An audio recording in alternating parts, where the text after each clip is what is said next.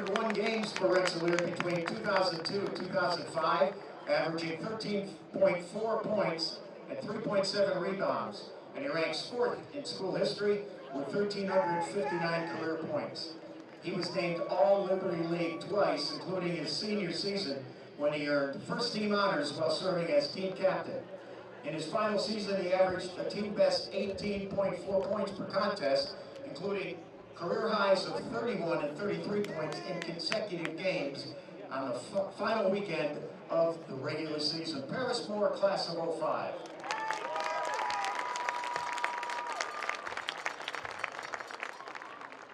Next up, Bob Conway, a Troy native. Bob worked closely with students as well as with staff and administration for nearly 40 years to ensure that Rensselaer student athletes maintain one of the highest graduation rates in the nation at any level. Formerly the Director of Advising and Learning Assistance, he was responsible for starting a number of programs aimed at assisting RPI students through their academic careers. Conway is also a former mayor of Troy and has been presented with numerous honors, including the first ever Pillars of Rensselaer Award. Please welcome Bob Conway.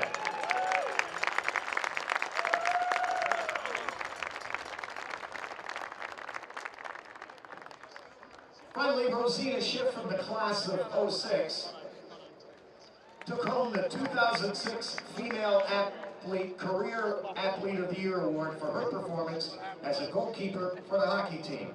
She graduated as the career leader in wins by a goaltender, games played, games started, minutes played, save percentage, and shutouts.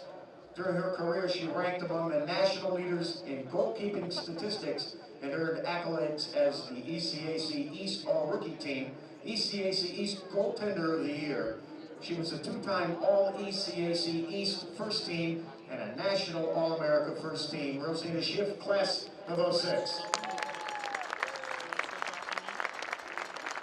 One last round of applause for the entire 2014 class of the Rensselaer Athletic Hall of Fame.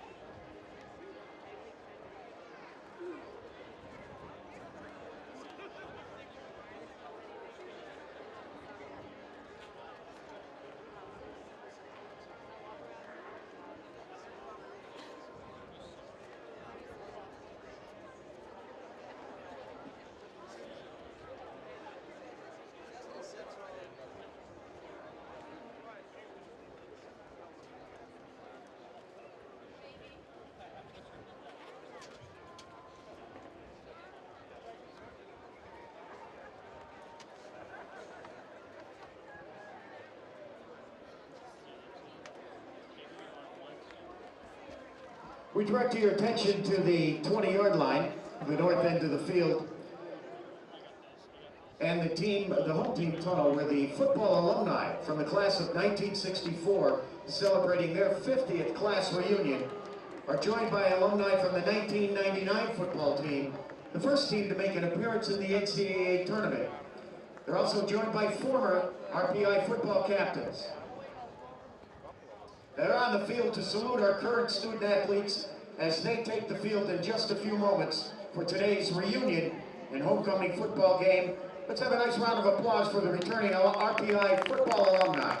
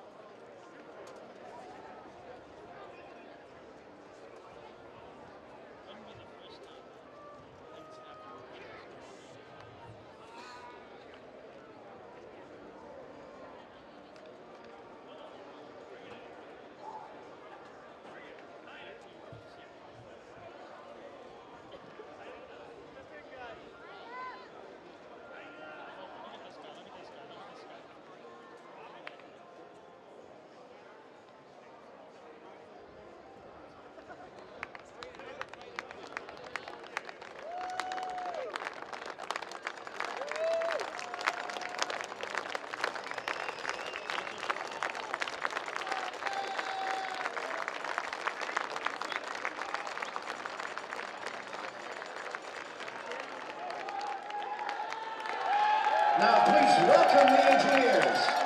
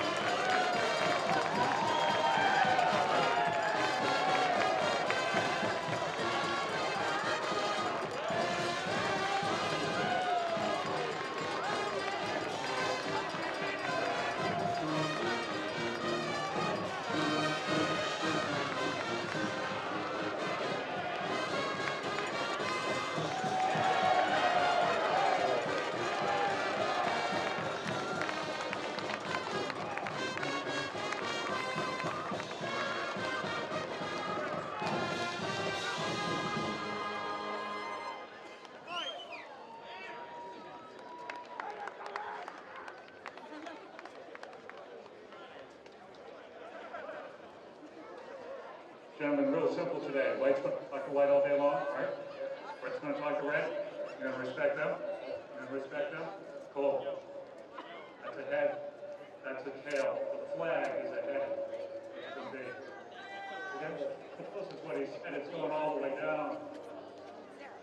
It is a head. RPI won the toss. He wants for option now. He wants to defer. You want to defer. You're going to receive which end you're going to defend. Look at that there. St. Lawrence, after the deferment, receiving this end. Gentlemen, take the answer block. RPI won the toss and deferred to the second half. They will kick off defending the north goal. St. Lawrence will receive the game's opening kickoff. And now let's meet the starting offensive unit for your RPI Engineers. Starting at left tackle, number 72, Ken Berryhill. At left guard, number 73, Jay Yaskenich. At center, number 53, Steve Mills. The starting right guard, number 64, Seth Stubble. At right tackle for the Engineers, number 75, Scott Davis Jr. At tight end, number 80, Kyle Hash. At quarterback, number 12, Jeff Avery. The slot receivers, number 1, Reggie Colas. And number 8, Matt Lane. At fullback, number 21, Nick Schlatt. At wide receiver, number 85, Logan Gadar. And at wide receiver, number 10, Pat Hogan. The rest of the Engineers, led by their head coach, Ralph Isernia.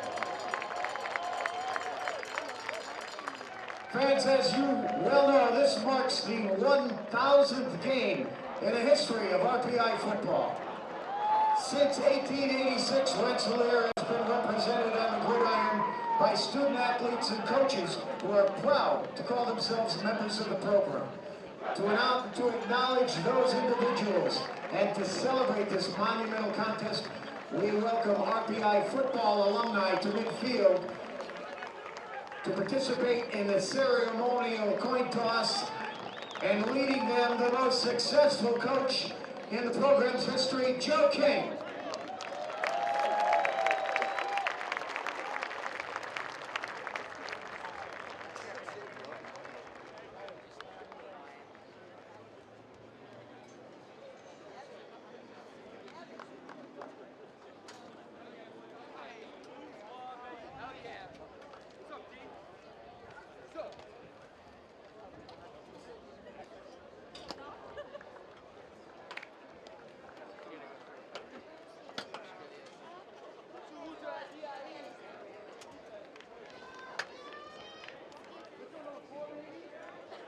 Take a round of applause for the alum back for this historic contest and former head coach Joe King.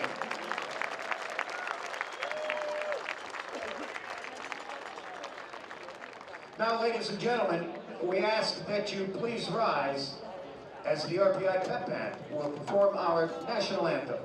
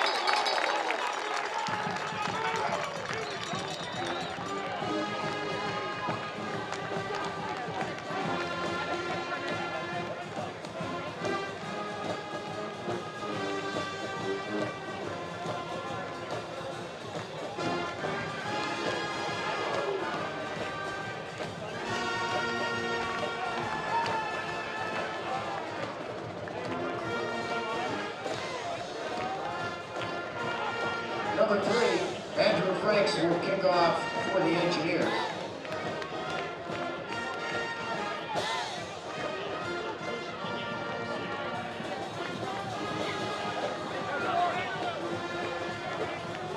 Back deep for the Saints, number 23, Charlie Mastrelis.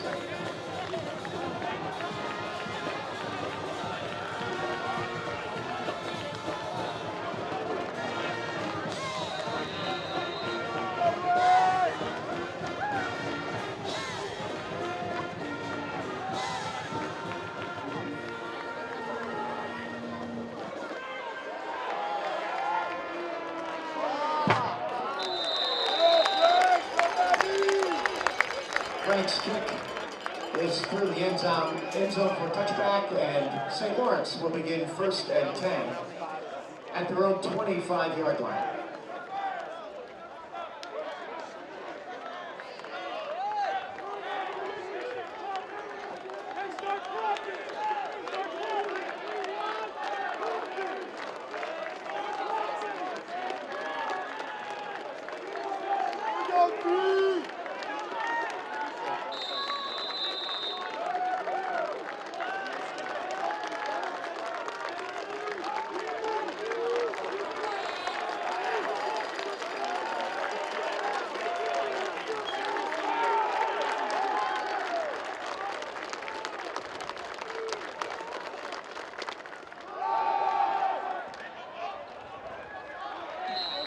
Number 21, Maurice Urde on the carry.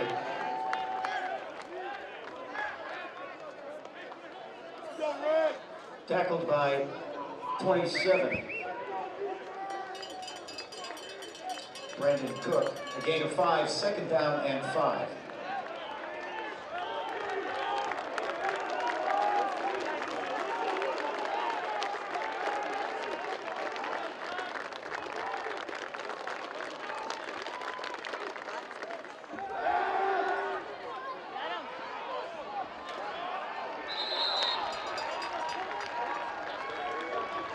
Mike Levelbein's pass complete to Urbe. It's a gain of 8 and a 1st down for the Saints at their own 38-yard line.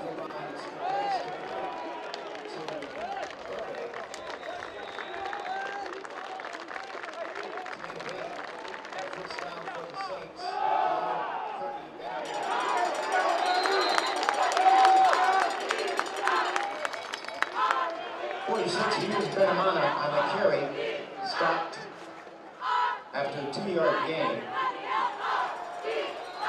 by number 27, Brandon Cook. 2nd down and 8.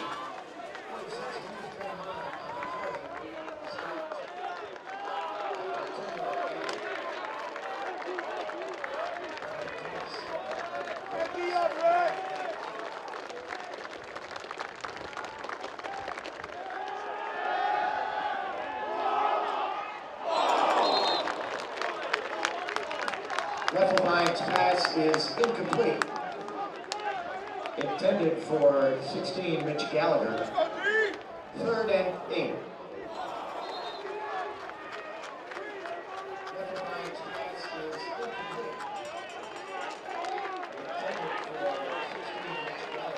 Levelbein's pass is incomplete. Intended for 16, Mitch Gallagher.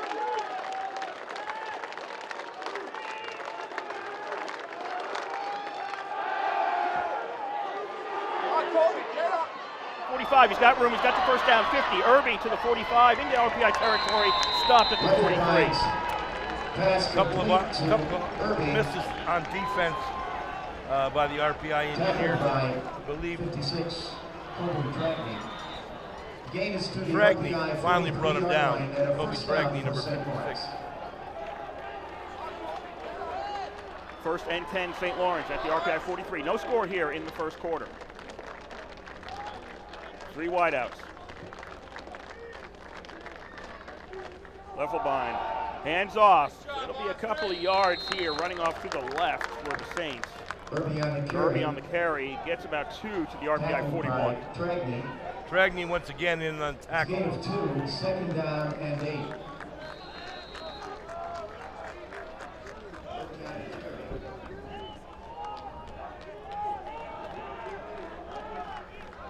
Dragny is senior middle linebacker, 6'1", 220 pounds. Flag comes out. That might have been too much time. Head linesman and the ref can Conferring on something. 56 for the offense. 5-yard penalty, still 2nd down. Say offsides or false start? Well, this is, he didn't signal false start, he signaled offside. Yeah. That backs the Saints up. Against St. Lawrence moves the ball back to the RPI 46-yard line. It'll be second down and 13 for the Saints on the RPI 46. No score here in the first quarter. Battle of unbeatens in the Liberty League. Both teams 2-0. Leffelbein fakes the handoff, throws over the middle. That's complete. Gets down to about the 38. Gallagher on the reception. Is complete to Gallagher. We've been talking about Gallagher before. He's second in yards per game at 74.4. And he has he's fourth in TDs with 13. 13 TDs so far this year. So, big time receiver. Gallagher is a tight end, 6'2", sophomore, 224 pounds from Malone, New York.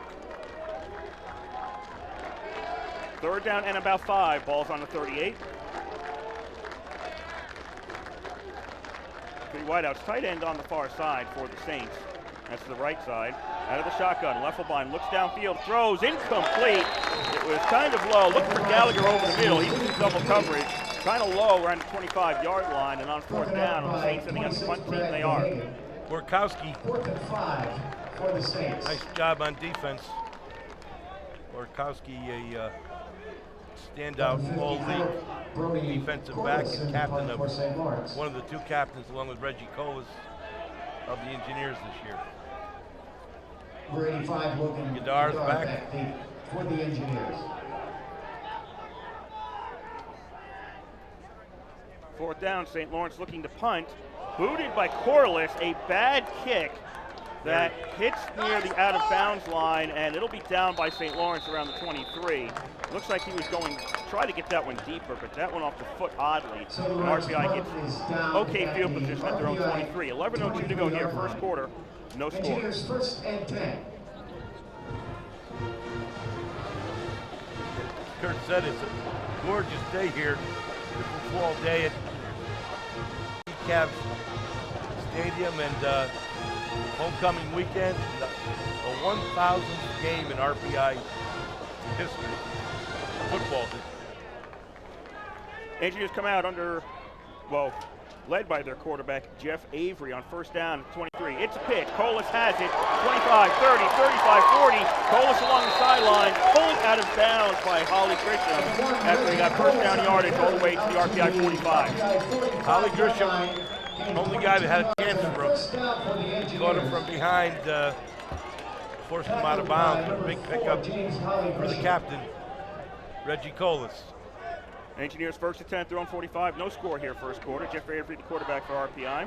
The backs are Reggie Colas and Matt Lane. Fullback Nick Schlatt. Wide receivers Logan Godar and Pat Hogan. 1st and 10 play.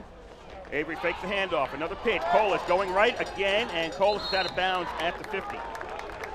He picked up probably another 5, at least.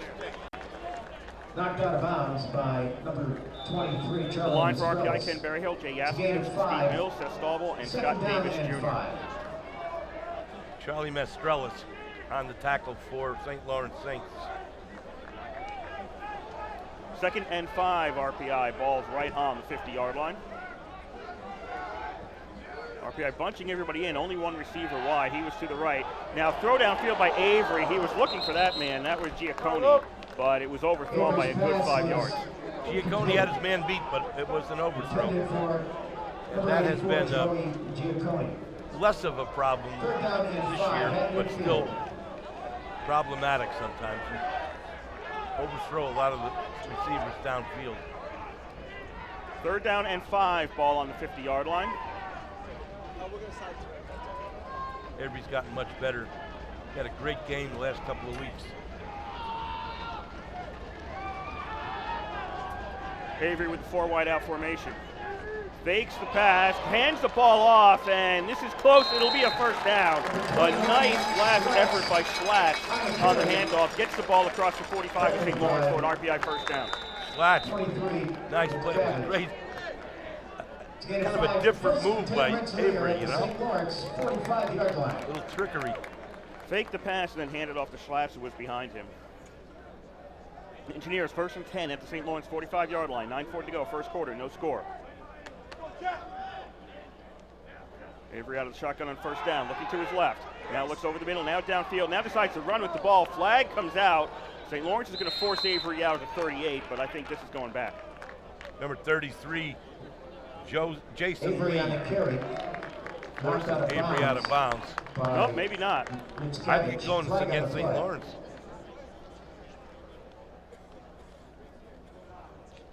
Let's see.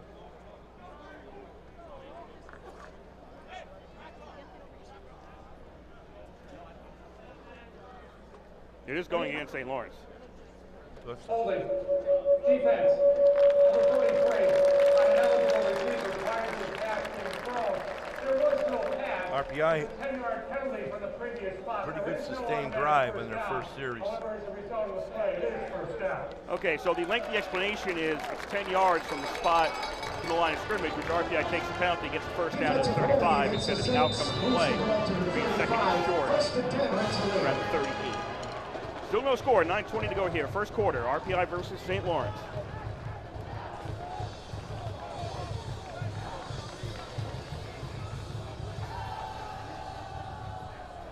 Three wideouts for RPI. Avery on the option play. Pitches to Amory. Amory goes left and hits a bunch of defenders at the line of scrimmage, and he's able to get 3.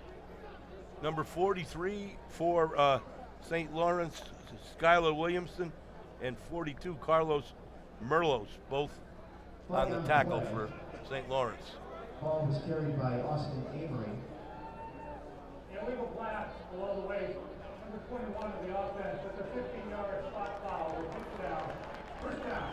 So Nick Schlantz gets called for a block below the waist, and that'll back RPI up 15 yards from the spot. The Engineers. The spot was the 33, so RPI is back to the 48. Yeah, RPI hasn't been getting a lot of penalties the last few weeks, but they seem to come at the worst times. First and 23, RPI at their own 48. No score, first quarter. RPI's first possession of the game. St. Lawrence marched in the RPI territory, but punted once they got to the RPI 38-yard line. Well, they had some downs and then punted. Avery fakes the handoff, keeps it himself, finds a hole to the 40, 35, 30, and brought down at the 30, at the 28. He's out of bounds at the 28. That'll be an RPI. Well, not a first down. They need to get some more. Jake Grilser on the tackle. He's a junior running back, D-back from Dix Hills, New York.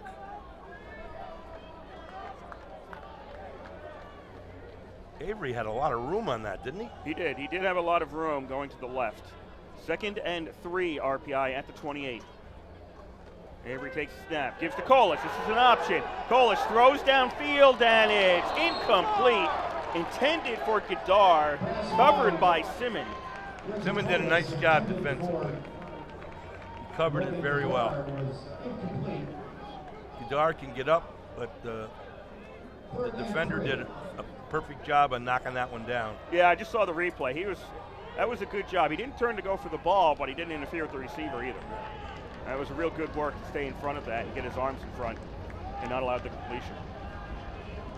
Third down and 3. They fake the handoff. Avery keeps it and gets close to the 25. He won't have the 25. He got grabbed before he could make the 25-yard line. It'll be 4th and short, RPI. Number 33, Jason Lee, once again in on the tackle for St. Lawrence.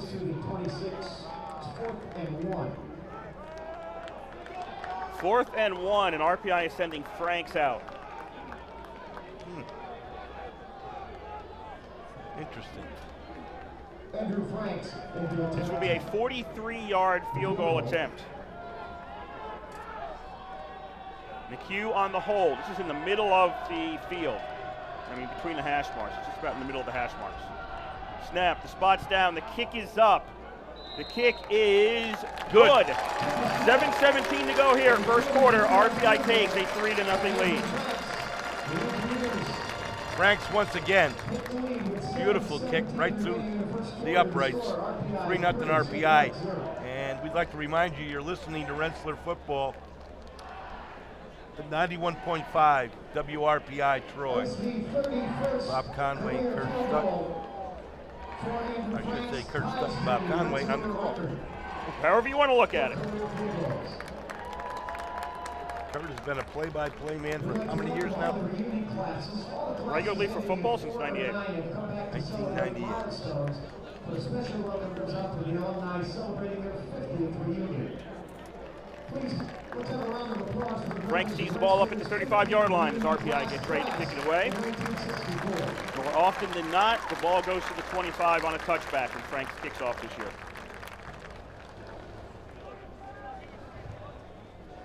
Franks will kick off back deep 23 in Mastrellis. Can you see numbers back there? Yeah, that's Mastrellis back there. Okay. Ball goes into the end zone. Mastrellis is going to grab it, and that'll be it. It'll be a touchback. 2 for 2. It's amazing the field position RPI has had better and better for the last 4 years. I believe we've been spoiled, Kurt. Enjoy it while it lasts. Andrew Franks is a senior. But I understand he's worked very well with the young man backing him up. 1st and 10 Saints at their own 25, down 3-0 to RPI with 7:17 to go first quarter. Leffelbein takes a snap, doesn't hand off, in the flat to the right. That's a completion to the 30, some room to the 35. That should be a first down for St. Lawrence. Leffelbein's pass. Looks like Gallagher on the reception. No. Yeah, Gallagher. Yeah, it was Gallagher. Gallagher is St. Lawrence's go-to man. At the 35-yard line. It is a St. Lawrence first down at the 35-yard line. 3-0 Engineers lead, 7 to go first quarter. Gallagher had a nice blocker out in front of him. Took care of 2 guys, actually. He was able to get the first down. 4 wide receiver formation for the Saints. Gallagher in the flat again. Or pardon me, Leffelbein in the flat again. And that's another completion to Shannon for 9 yards out to the 44. Out to the 44-yard line. Gain of 9, 2nd and 1. Big bust on that tackle. 46, Connor Young. A lot of space on that screen pass. They were giving up a lot of yards. It was Bus and Connor Young on that tackle. 2nd down and 1 for St. Lawrence at their own 44. Leffelbein in the flat to the left this time, and that's an open field tackle by Borkowski, and that's a loss of a couple of yards. He read that perfectly. They basically tried to run the same play 3 times in a row, only this one was to the other side of the field. It's a loss of 3. Shannon on the reception, but he was hit immediately by Borkowski and could go nowhere.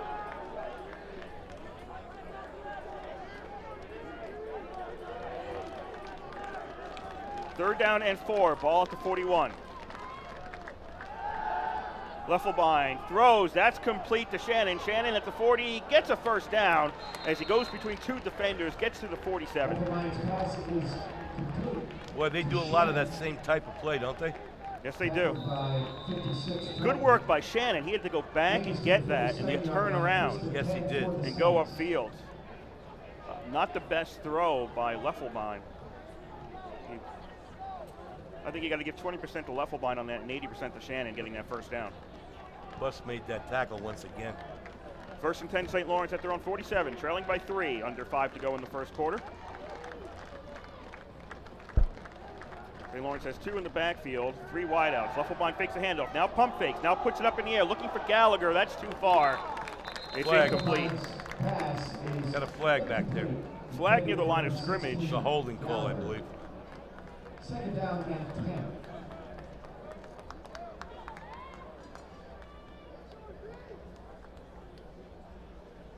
Holding. Offense number 73. Holding call against number 73, Kevin Dean. Holding against the Saints. Offensive lineman for the Saints. Moves the ball back to the 37. RPI's defense, up front you have Connor McCrum, Chris Owensman, and Andre Lucier. The linebackers are Anthony Pilla, Brad Gahagan, Colby Tragney, and Brandon Cook. The cornerbacks are Phil Lanieri and Ryan Buss, and the safeties are Connor Young and Nick Borkowski. 1st and 20 for St. Lawrence as they are back to their own 37 after the 10-yard holding penalty. 4 wideouts here. 2 each side. Leffelbein looks downfield, throws over the middle. That's complete. That should be a first down. Grabbed by Gardner, gets an extra 2 yards. He's to the RPI 41 and the chains move. Yeah, it was a very nice throw and a nice route by Gardner, but Bus was right on him, but the ball was very well thrown. They can see why they go to Gallagher so much. He's big. Well, that was actually Gardner. That wasn't Gallagher, was it? That was Gardner. Yeah. 4:20 to go here, first quarter, 3-0 RPI. St. Lawrence 1st and 10 at the RPI 41. They've been thrown primarily to the 2 of them. Leffelbein fakes the handoff, throws, and it's incomplete. Nobody there. Close. Oh, he was out of the pocket. Yeah, I know. Threw into no man's land around the 35. Everybody had gone out of that area, but Leffelbein was out of the pocket, and he made it past the line of scrimmage, so no penalty.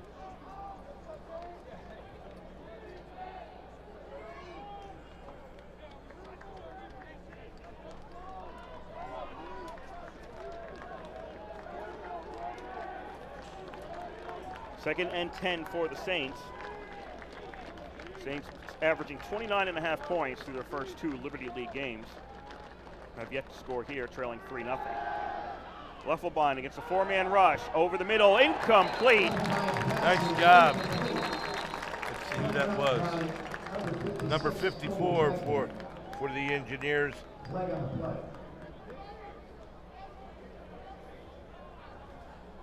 me see. There's a flag on the play. Personal foul. Defense, number 27. Hands to the head. They're going to get Brandon Cook for hands to the head. That's a 15-yard penalty and an automatic first down for St. Lawrence. Personal foul penalty against the Engineers. Like I said earlier, we haven't had tons of penalties in the last few weeks, but they've been at it pretty critical times. 1st and 10 St. Lawrence at the RPI 26. 4:05 to go, first quarter. 3-0, RPI leads. Leffelbein looking left, now throws over the middle, that's incomplete. The intended receiver was Simmons. Who's listed as a defender. DeAndre Simmons. Yeah, that is Simmons. Yep.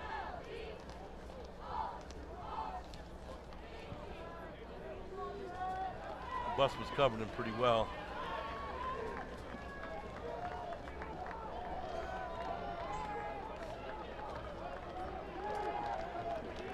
They throw an awful lot. RPI leads the country in interceptions with 11.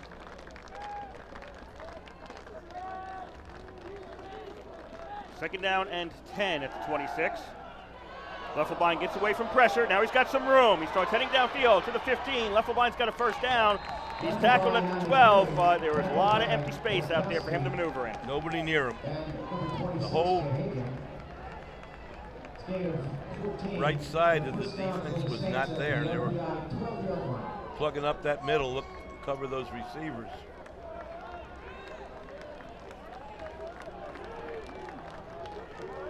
First and 10 St. Lawrence at the RPI 12. 3:40 to go here, first quarter, 3-0. RPI on top. Leffelbein with 3 wide receivers. Irby's going to get the carry inside the 10 to the 9. He's going to be stopped at the 9. Inside the 10. Tackled by 94 Anthony Cook. Brandon Cook on the tackle for the Engineers. It's a gain of 3. Second down and 7.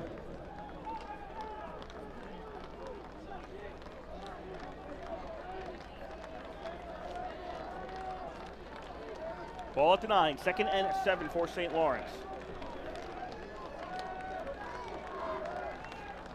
St. Lawrence got the ball 7-17. They've had it for 4.5 minutes or so. Leffelbein on second down, throws. That's complete. Getting some space and getting inside the 5 was Richardson. He got the ball, was in the crowd, but nobody really noticed he had gotten it, and he's able to get close to a first down. He needed to get to the 3, and it looks like he's in between the 3 and the 4. Young and on the tackle for the Engineers, along with Chris Onsman. 3rd and 1, St. Lawrence. Ball's at the 3 officially. He'll stay in the shotgun. Irby's in the backfield next to Leffel. Here's the snap. Leffelbein looking left, looking up in the air, and it's incomplete. Miscommunication with Shannon, the intended receiver. He thought Shannon was going to the corner. He didn't. 4th and 1. I wonder if they're going to kick. Number 30, Andrew Cavallo into the Well, the kicker's out there. But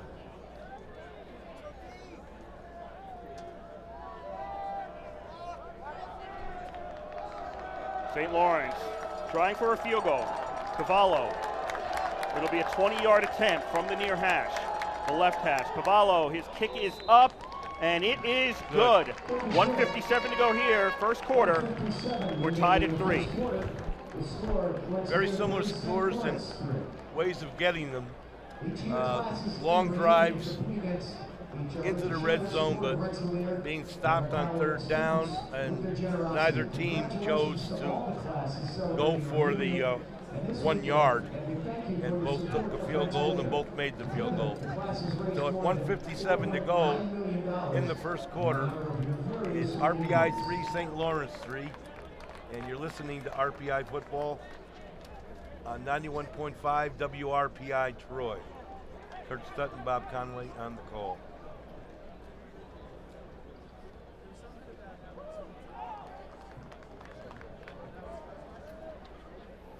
Number 14, Bailey Hibbert will kick off for the Saints. Penalties have been somewhat of a factor so far, wouldn't you think, Kurt? Yes. They delayed good series on both sides.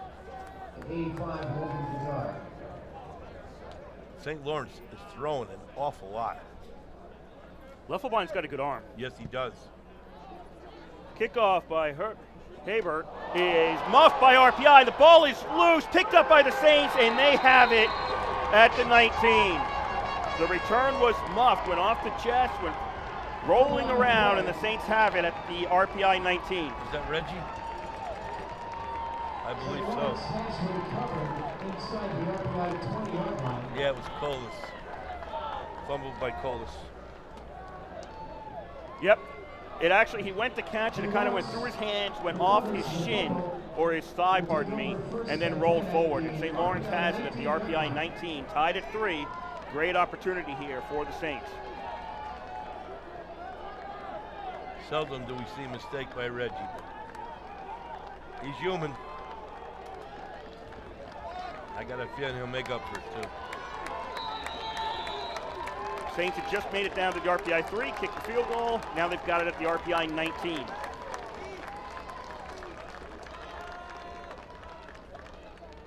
Leffelbein, hands off. Irby has it, doesn't find some room. Stutter steps, moves to his right, goes to the hash mark, and he gets about 7. He got what would have been maybe a 1-yard gain and turned it into a 7-yard gain. Yeah, they had him bottled up, and he went outside, broke away, got outside of it, picked up an additional 6 yards.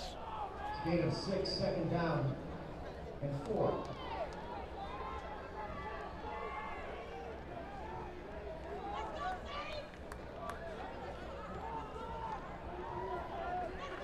Second and 4. They'll call it a 6-yard gain for Irby. 2nd and 4 for St. Lawrence. Still with the multiple wide receiver set. Leffelbein looks to throw in the flat. That is complete. Getting a first down. And I was about to say getting 3 for the end zone. That didn't happen, but Simmons gets the reception, gets enough for a first down. First and goal, St. Lawrence around the RPI 8. First man missed the tackle, though. Bus missed the tackle on that. He actually had an opportunity to tackle him quite a bit back. Well, not quite a bit, maybe 4 or 5 yards earlier than that. 40 seconds to go here in the first quarter. Tied at 3. St. Lawrence first and goal, RPI 8. They move people around. Benny Mana is now in the backfield next to Leffelbein. Leffelbein looking left, going into the corner, and that's too far away from Richardson, the intended receiver. Intended for number 8, Richardson. Leffelbein has looked good on the quick flat passes, very quick flat passes. the kind of lobs in the end zone have not been very effective so far.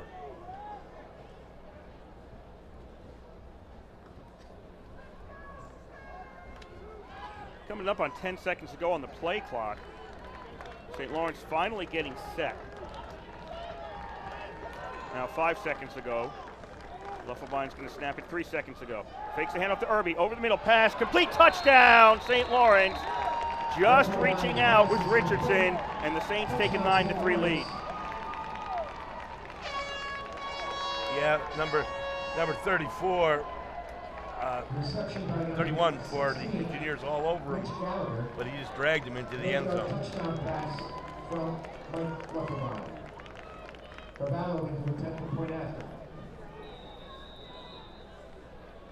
Phil Lanieri was right there with him. RPI muffs the kickoff. Saints make RPI pay. Snap spot. The kick is up from Cavello, and it is good. 10-3 Saints lead with 19.4 seconds left in the first quarter. Okay, this is a very important series for the offense. Momentum have switched somewhat to St. Lawrence getting 2 quick scores, or 2 in a row. The second one pretty quick. And they lead it 10-3. Like I said earlier, both teams were stalled on drives that had turned down 3rd and 1s and took field goals, and each made them. Made it 3-3, and then RPI fumbled a kickoff return, and I think the 19-yard line. And St. Lawrence took it into the end zone, got 7, now lead it 10-3. Reggie back there again with, is that Gadar? You can't see the numbers, folks. Usually it's Gadar. Colas has it go past him into the end zone. Did RPI touch that in the field of play? No, it's okay. It'll be a touchback as it goes into the end zone and down by Colas, and RPI takes it to 25. Rensselaer will start 1st and 10 at their own 25-yard line. That was kind of a strange reaction on that. You know? I'm not sure what he was thinking. I don't either. RPI has it at their own 25, down by 7 here in the waning seconds of the first quarter. Only their second possession. They technically didn't have it after the first St. Lawrence score when they gave it away on the kickoff. Avery on the option play keeps it himself. He gets to the 31 and is crunched by 3 St. Lawrence defenders. Number 15, first guy there for St. Lawrence, Alec Deitch. Let me check that pronunciation. Deitch. Alec Deitch. D-I-E-T-C-T-C-H. Pronounced D-I-E-T-S-C-H. Pronounced D-E-E-T-C-H. That ends the first quarter here at East Campus Stadium. 15 minutes are in the books, and St. Lawrence leads RPI 10-3. Next week, RPI will be on the road at Rochester. Game time start 1 p.m. That's at University of Rochester. Following week back home against perennial league power Hobart. I believe the next week is the bye week. November 1st and November 8th, RPI will be at Springfield, and they'll finish up the regular season on November 15th at home versus arch rival Union for the Dutchman's Shoes.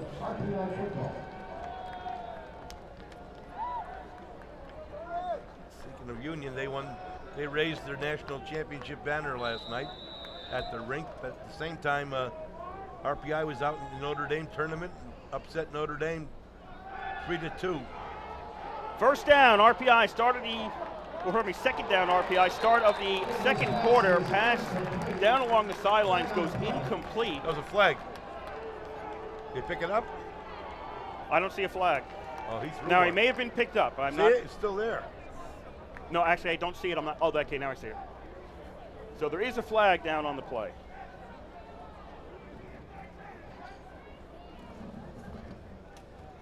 Wait to sort this out. 10-3, St. Lawrence leads 3 seconds into the second quarter. There were 2 fouls on the play, one by each team. They will offset. Offensive pass interference, number 84. Holding. Defense. Those penalties offset the downless replay. Second out. Offsetting penalties. The down will be replayed. Second down and 4. Gadar had an offensive hold. St. Lawrence was holding, so they offset each other.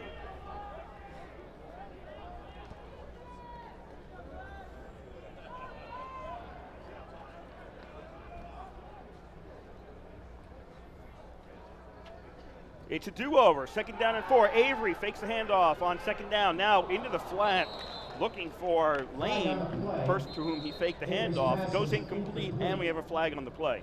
Second quarter starting out rather slow. Overthrown again. First period, offensive yards, St. Lawrence 128, RPI 69. Time of possession, St. Lawrence 1232, RPI 345.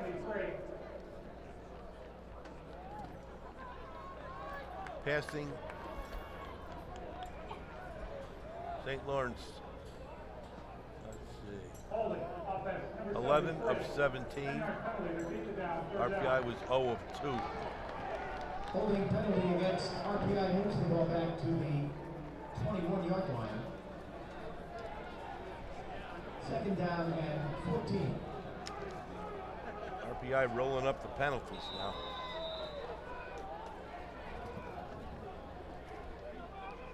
Second down and 14 for RPI. This will be a handoff. Goes to the right. Shane Drummond. I think that's Drummond. Yeah, it was Drummond or Tavinis. Tackled by number 4, Colin Bishop. Out of number bounds. 7 or 5? Out of bounds at the 24. 6 or 5 is my question. 3rd and 11. Or is that Lane 8? The These numbers are brutal for RPI. They're read absolutely brutal to figure out what the numbers are. I actually think that was Lane on the carry. 3rd down and 11 for RPI at their own 24. Trailing by 7. Avery fakes the handoff, keeps it himself, doesn't pitch, and he slides, and he should have a first down near the 35. Nice job by Avery. Probably slid a half yard too soon and made it a little closer than it needed to be. Kept the ball and not getting a very good spot, I don't think. Well, he went into his slide prior to the 35. That's the discussion right now. Okay. He needed to get to the 35, and he started to slide prior to that. Yeah, they're moving it. The first is just a warning. There is no yardage involved. The play stands. It's first down. Gains to the 35 and a first down for the Engineers.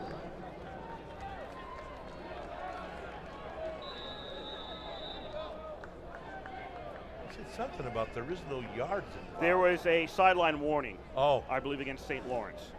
The first time there's a warning, after that there's yards. First down, RPI to 35. This will be a pitch.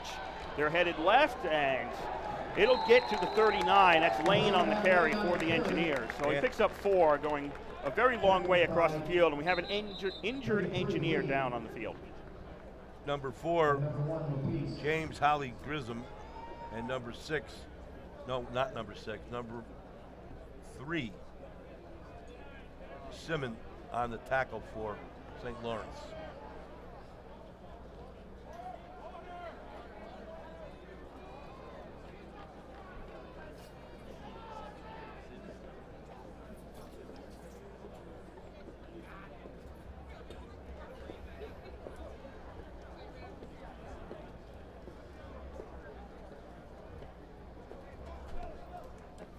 It's not Reggie, is it?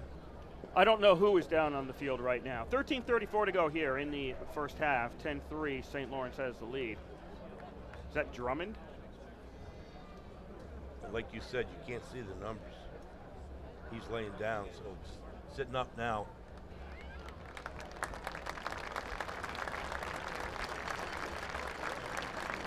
That is Drummond, I think. Yeah, it looks like a 5.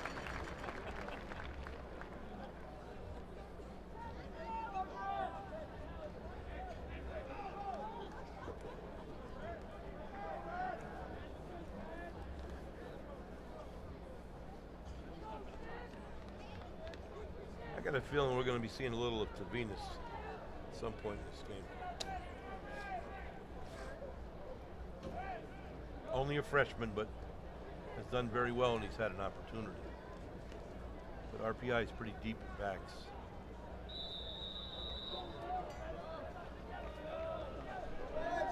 He makes his way off the field with some assistance. Back to action. 2nd and 6 RPI as they've got the ball at their own 39, trailing by 7 with 13:20 to go in the first half.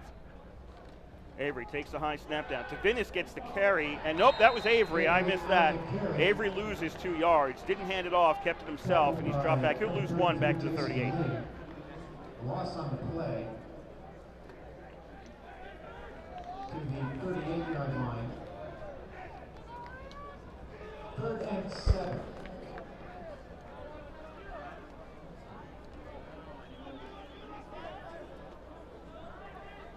Third down and 7 for RPI. Ball's back at the 38.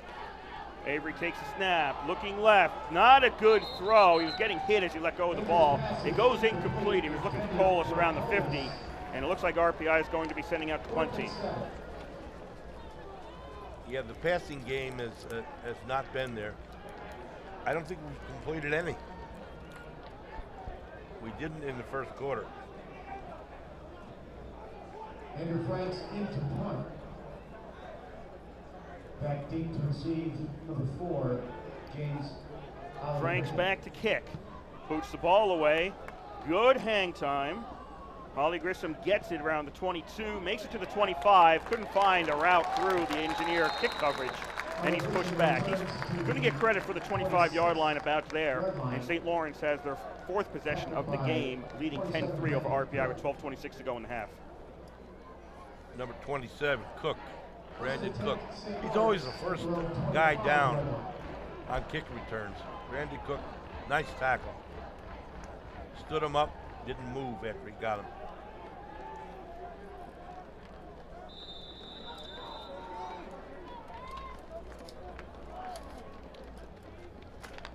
Saints with the 1st and 10 at their own 25. Leffelbein, pass complete to the 25, 30, and out of bounds at the 30 is Richardson. Leffelbein's pass complete to Richardson, tackled by number 31. So the Saints, 31 for Saints the pick up engineer. 6. That's Philip Lanieri 2nd down and 4. on the tackle.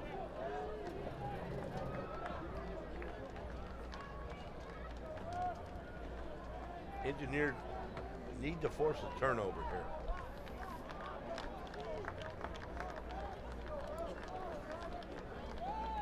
Second down and 4 for the Saints. Ball at the 31. Leffelbein in the flat. Richardson gets away from Borkowski, stays on his feet. Richardson moves through a pile of people, and he's got a 1st down to the 38. Nice work by Richardson. Not good work by the offensive line. And defensive line. Tackled by 58. 3 guys missed. Gain is to the 38-yard 3 in a row. 1st and 10, St. Lawrence.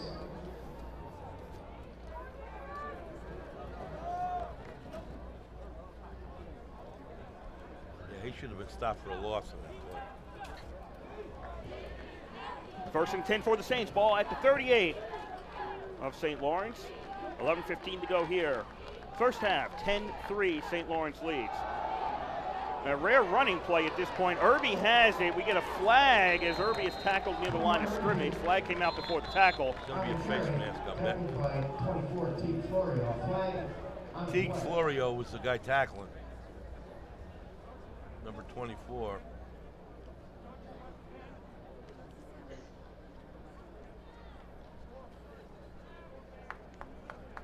This is going against St. Lawrence.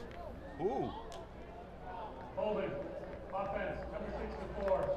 15-yard penalty. Wow. First down. I could have dragged him down by the face. I didn't see a face mask on that. Holding penalty against St. The Lawrence. flag definitely came out before the tackle. Moves the ball back to the Saints' 28-yard line. Ball goes back to the 28 of St. Lawrence.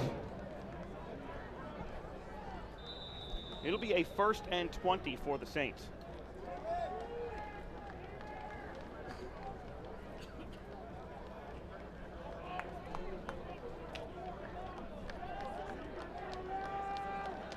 Leffelbein out of the shotgun. One man in the slot, one man in the backfield. Fakes the handoff to Irby. Leffelbein is immediately under pressure, throws the ball, and that's incomplete. Did have a man in the area, that was Shannon, who was coming down the sideline. So it's incomplete on 2nd and long. It'll be 3rd and long for St. Lawrence. Good coverage by Florio and Connor Young. 10:44 to go in the first half. St. Lawrence leads it 10-3.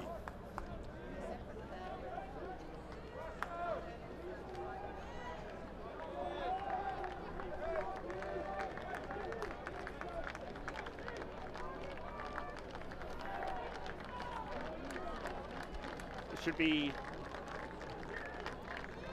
still 2nd down. Pass in the flat to the left. That's complete. Loss of yardage on that. Shannon gets caught. Borkowski got him for a loss of the number of yards. Now this is officially 3rd down. I lost track of what the downs were with the penalties. That's the second time Borkowski stopped a similar play. He read it very well.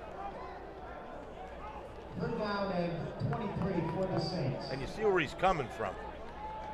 His position on the field is on the opposite side. That's how quick he is.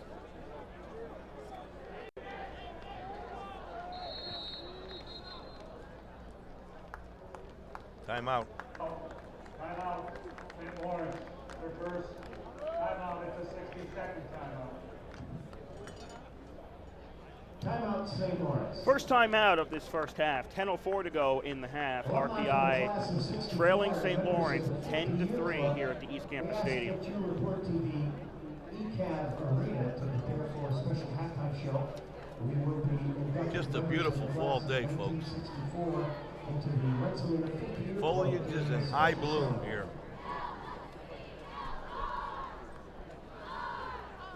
Hobart leads Springfield 31-7. Wow. Going into the 4th quarter. Hobart will be coming at us today undefeated. That's impressive. WPI leads Union 9-0 in the 2nd.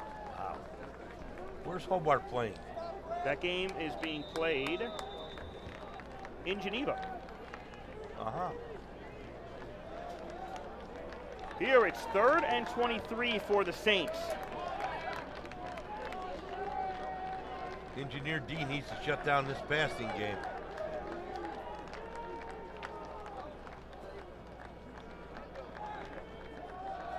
Leffelbein drops back, throws over the middle. That's complete. 35, and not much more than that. Maybe out to the 37. Was that Shannon getting that, or Gardner?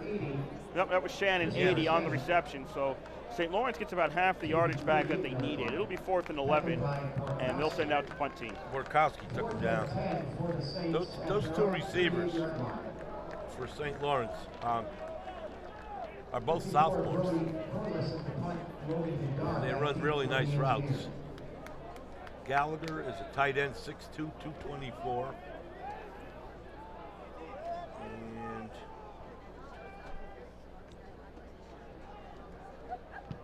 the punt, a better one this time by Corliss, taken by Gadar around the 24, and he doesn't really get a whole lot after that. Never was able to get free from his initial hit, so I think they'll spot him at the 25. RPI takes over there. 9:12 to go here in the first half. And it's St. Lawrence 10, RPI 3. The other guy in that duo of receivers is Gardner. He's also a sophomore. He's also a tight end, and he's 6'3", 217. And Gallagher's 6'2", 224. So that's a double tight end And they run routes where Leffelbein really hits them very easily across the middle or to the flat. 1st and 10 at the 25-yard line. Pass complete to Colas at the 30-yard line. Colas makes a move, gets to the 35, pushed out. That's a first down RPI. Skylar Williamson, one of two there. Evan LaPice, the other for St. Lawrence on the tackle, or the force out.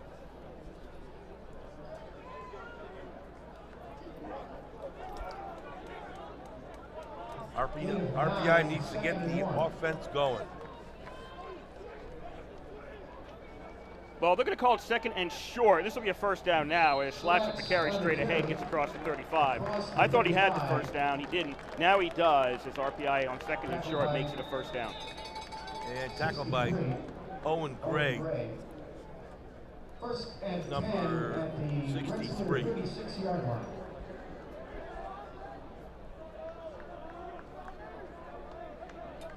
First and 10 RPI at their own 36. 8:25 to go here in the first half. Engineers down by 7. Avery out of the shotgun. Schlatt with the carry. That'll get him about 2. Nope, actually about 1. The offensive line had been pushed back. He's out to the 37. That's Saints defense. Tackled by 63 Gray. It's a gain of 1. For St. Lawrence. And 9. Defense up front, Najazi, Ugo Najazi, Chiron Brown-Wallace, Owen Gray, and Dylan Knight. The linebackers are Alec Deach, William Garrity, and Jason Lee. The quarterbacks are DeAndre Simmon and Charlie Mistrelis. As we have 2nd down and 9 on the pitch, Schlatt is tripped up, gets across the 40, and tripped up at the 42. Safeties are James Holly Grisham and Evan Lapice. That is the Saints defense. Number 43, Skylar Williamson, nice tackle. 3rd down and 4. It's a big play for the Engineers. About 7+ to go in the first half. RPI hasn't got the offense going. 3rd down and 4, ball at the 42. They moved the ball pretty well in the first couple of Schlatt, series. well, they faked. It would have been better off giving it to Schlatt, maybe. Lane gets it. He gets the first down. If Schlatt had the ball, he had a pretty good hold through the middle, but he didn't. They faked. It comes over to the near side, and it's taken upfield by the Engineers, and that is Tommy Morgan in at quarterback right now for RPI. Yes, it is. When did that happen? I think on that last play. Is Avery over on the sideline? 1st and 10. Colas on the carry for RPI. Gets tripped up as he tried to make a move to his left in the middle of the field, and he only picks up 1. Avery's, no, that's 13. That's not 12. 2nd down and 9.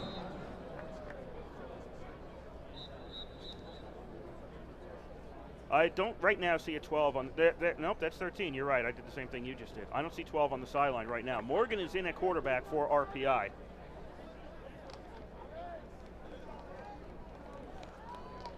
Offense coming over to Coach Isernia. Is RPI taking a timeout?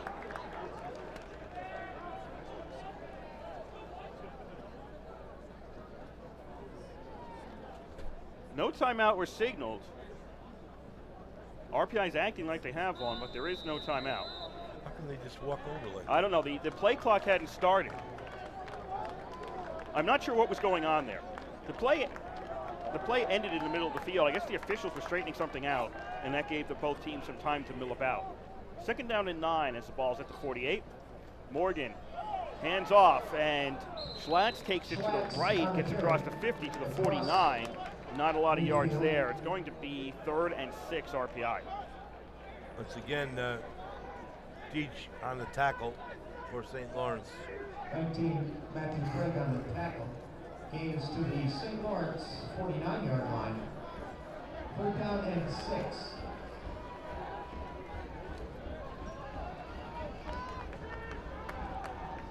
Third and 6 RPI at the St. Lawrence 49. Engineers trailing by 7 in the first half. Morgan takes the snap, Looks to his left, up in the air and intercepted! Picked off by Holly Grisham at the 30. He got 1 foot down after he got the ball. That's all he needed, and St. Lawrence takes over. Yeah, he was going for Gadar.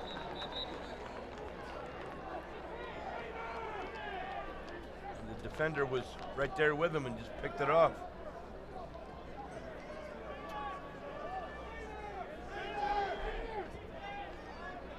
.534 to go here in the first half. RPI trails by 7. Second time they've turned it over. They lost it, they muffed it in a kickoff. And now intercepted were the Engineers. Second time they turn it over. RPI, there's 5:34 to go in this first half, and RPI's had 3 possessions today. I don't know that they've completed a pass yet.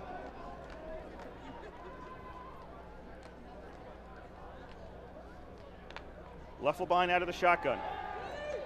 Looks downfield, throws just out of reach of Richardson, and had that been on target, it was going to be a race downfield between Richardson and Florio. And Richardson was out in front.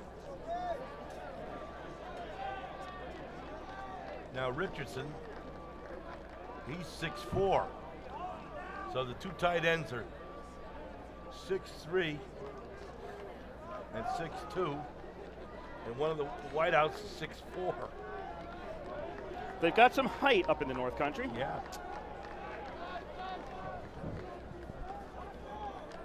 Second and 10, ball on the 30. RPI needs a big play on D. They really need a big play. Handoff. That'll get it out to about the 35-yard line. Brad Parrott. Yep, Brad Parrott coming into the game as a running back. He gets out to the 35, 36 maybe, set up a 3rd and 4 for St. Lawrence. Yeah, Brandon Cook, and he was joined by Kobe Tragney in on that tackle. It's like 3rd down and about 3.5 or 4.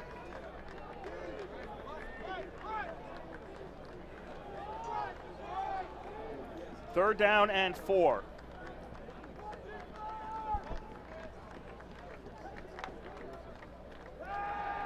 Leffelbein pump fakes, throws, and again, just a little bit ahead of Richardson. He got a hand on it this time.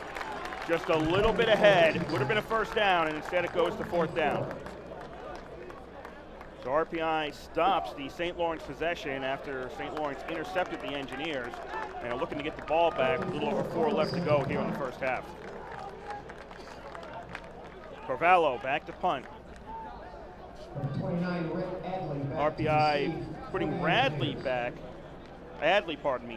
back to return this punt. They went right back to that same play because it was well executed the first time. Carvalho boots the ball away. Adley takes it to 25, gets hit and forced out around the 28. RPI's got time. 4:37 to go here in the first half. St. Lawrence up 10-3, but the Engineers plenty of time to move downfield and do something before the half ends. We remind you you're listening to Rensselaer Football on 91.5 WRPI Troy. 4:37 to go in the half. RPI's offense has not showed much at all in the first half, other than maybe the first 2 series. They were stalled by penalties. Well, one of them, there was a 42-yard field goal. So St. Lawrence defense has been the tops in the league, and they look it. 1st and 10 for RPI at the 27, straight at, well, that's a pitch. Morgan pitched it to Colas, trying to run right, and Colas is stopped, probably for a loss of 1 back at the 26. Yeah, Morgan's still in there at quarterback. 33, Jason Lee, loss of 1, 2nd down and 11. Loss of 1, 2nd down and 11. Again, this is WRPI Troy with Engineer football from the East Campus Stadium. 10-3 St. Lawrence leads with 4 minutes to go in the first half. Morgan in relief of Avery. We don't know what happened to Avery. and we have not been able to find him on the sidelines. Handoff to Vinnis. He runs to the right, turns the corner. Vinnis is out of bounds at the 33. Not enough for a first down, but gets close. It'll be short. 3rd and 2 Engineers. Or actually, no, 3rd and 4. It wasn't the 25. 27 they started. I think that's what's going to get the offense going. He gets the blocking. Vinnis can run over people, but he can also move side to side very well.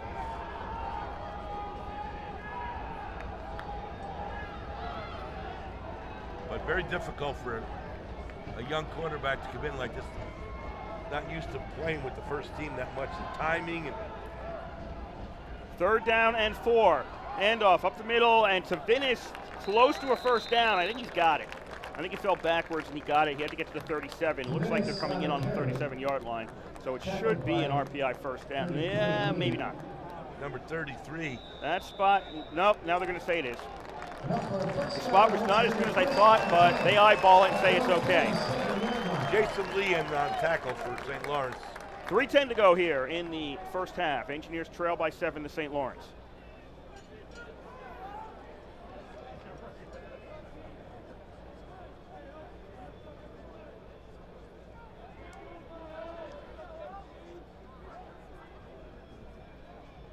Only one wide out for RPI in this play. Vinnis with the carry, puts his head down, goes into the pile and gets 2. Ball came loose.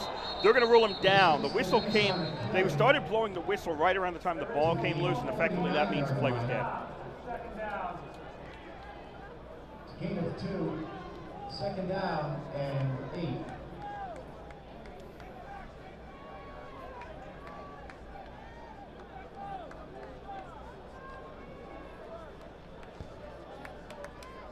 It'll be 2nd down and 8. 2:15 to go in the half.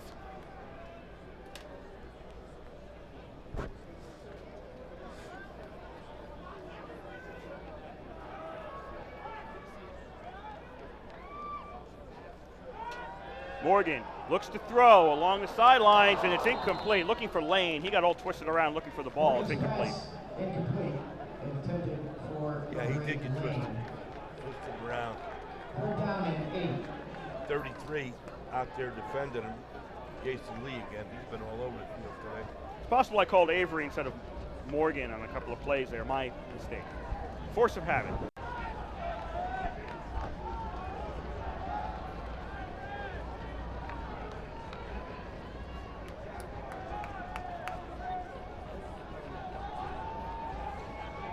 Third down and 8 RPI. 1:58 to go in the half.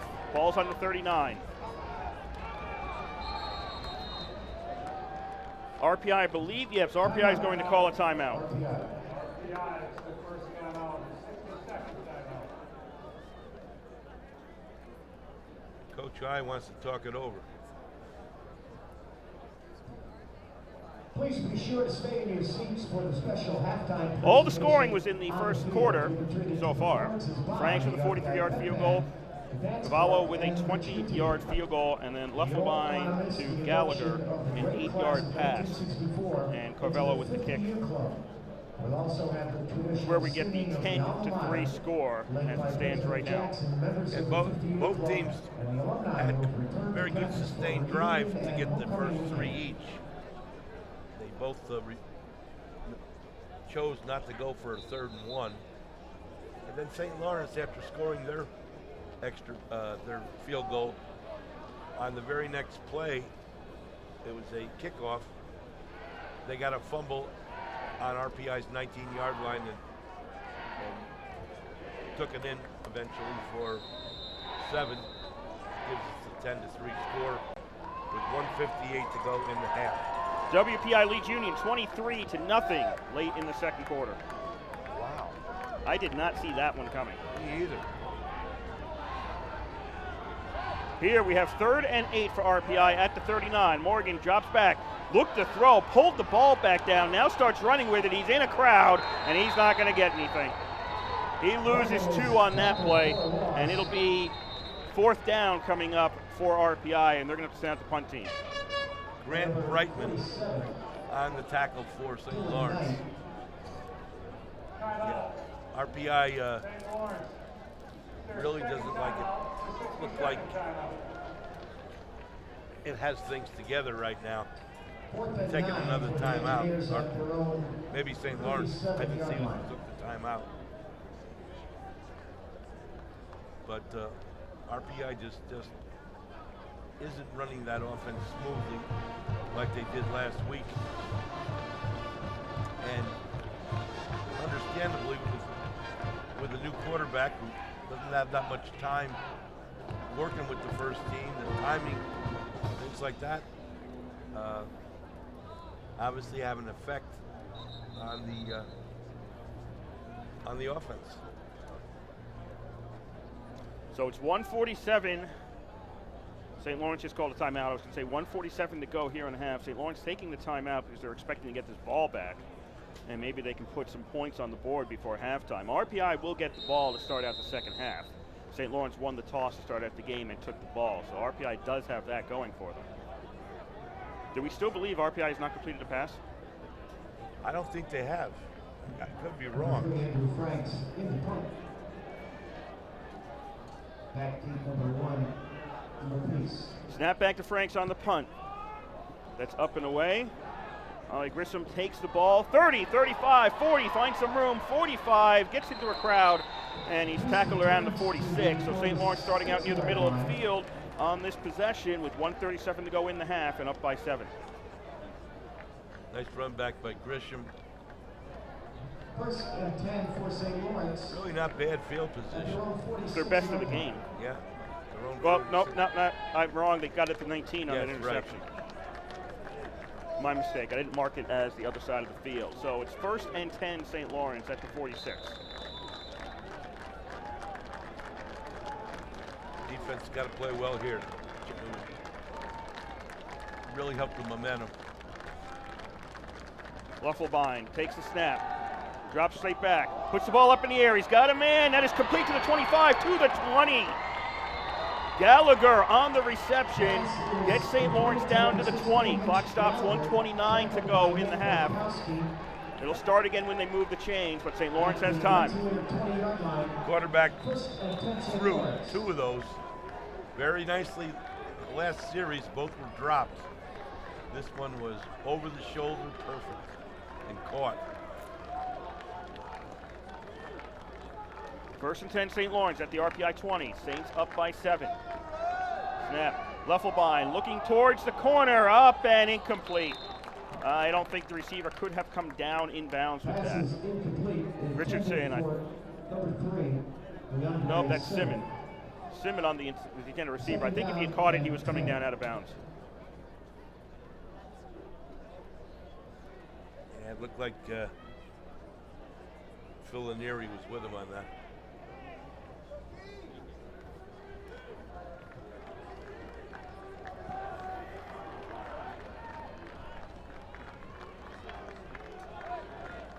Second and 10, ball to 20, 1:06 to go in the half. Luffelbein looks downfield, 4-man rush, doesn't see anything, puts the ball down, starts running with it. To the 15, goes to the sideline, stays in, there's a flag out as he's out at the 10, and I don't think all this is going to count. Flag on the play. Number 26 for the Engineers, Brad Gahagan, up and on the force out.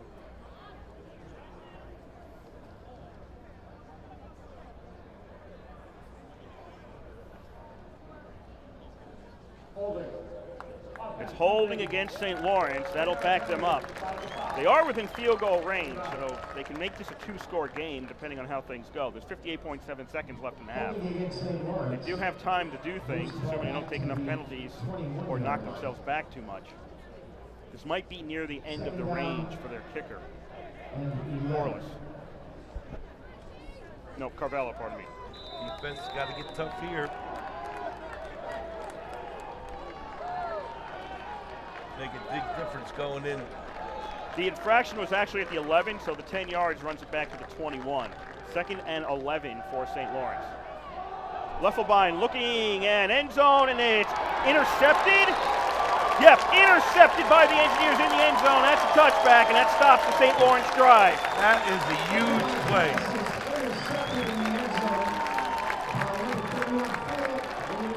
We're looking at the number again. I think that's 31. Yep, I think it's still Lanieri. Yeah, that was Lanieri. What a big play that was, Kurt. It's exactly what they needed. They may just take a knee here. St. Lawrence has one timeout, so RPI. They are going to take it. Yeah, they're coming out in the victory formation. They'll take a knee. St. Lawrence, if they wish to, could stop it once. They can't get the ball back, and there'd be another snap, and that would be it. So everybody is staying on the field right now to keep things honest, but it doesn't look like RPI is in any rush to run a play. They'll head off the field, and it'll be a 10-3 lead, St. Lawrence, at the half. Huge break for the Indians. Not a break, they made the break themselves. Defensively, they covered the man very well in the end zone. And Lanieri did a nice job because this quarterback for the Saints can throw. And he's got some real good receivers. So that was a very good defensive play. Not only did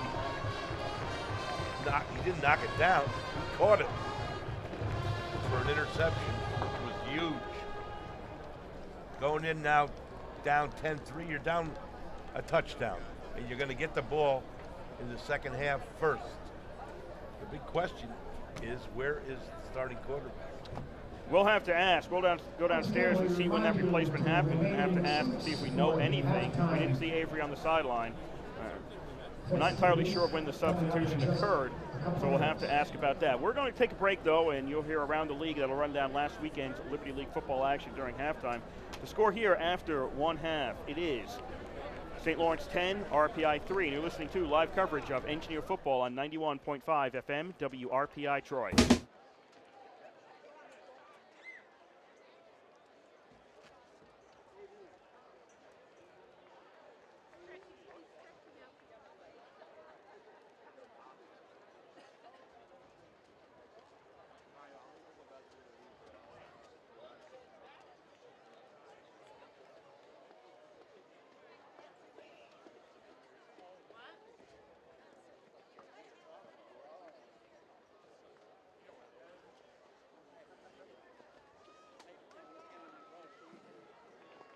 Now please welcome the RPI dance team.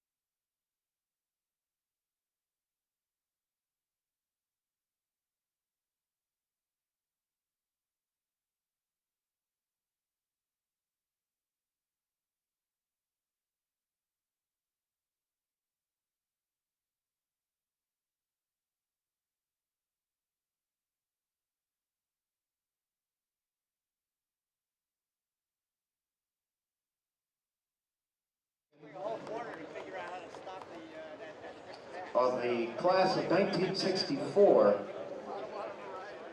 into the 50-year club.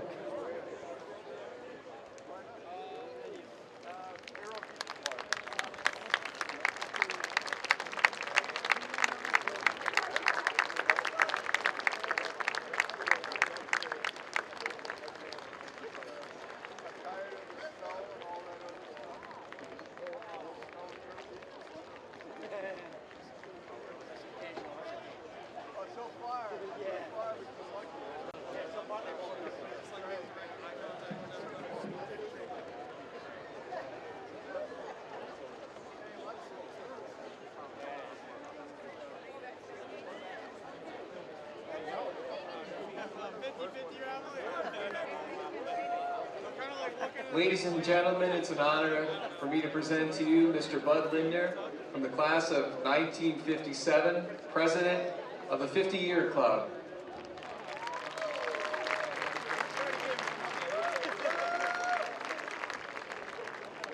Thank you, Jeff, and good afternoon, fellow alumni.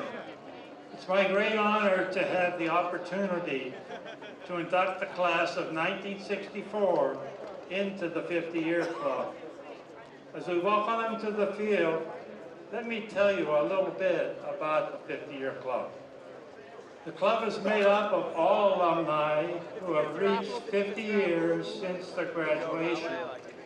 On the 50th anniversary of an alumnus or alumna's graduation from RPI, he or she officially becomes a member of the 50-Year Club.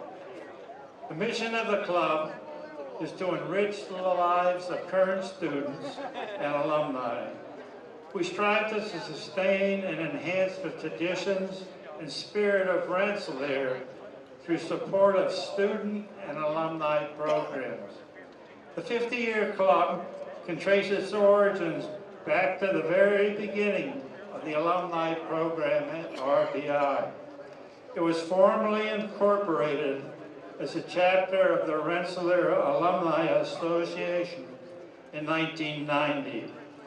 The club's most important mission is to help keep the spirit of Rensselaer alive in all of our alumni.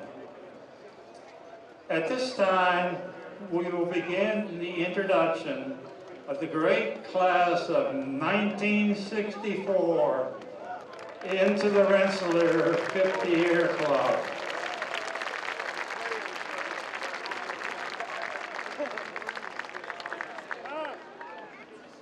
On behalf of the Rensselaer 50-Year Club Board of Directors, it is my privilege to formally induct the class of 1964 into the ranks of the 50-Year Club. We congratulate each of you and welcome you to the club.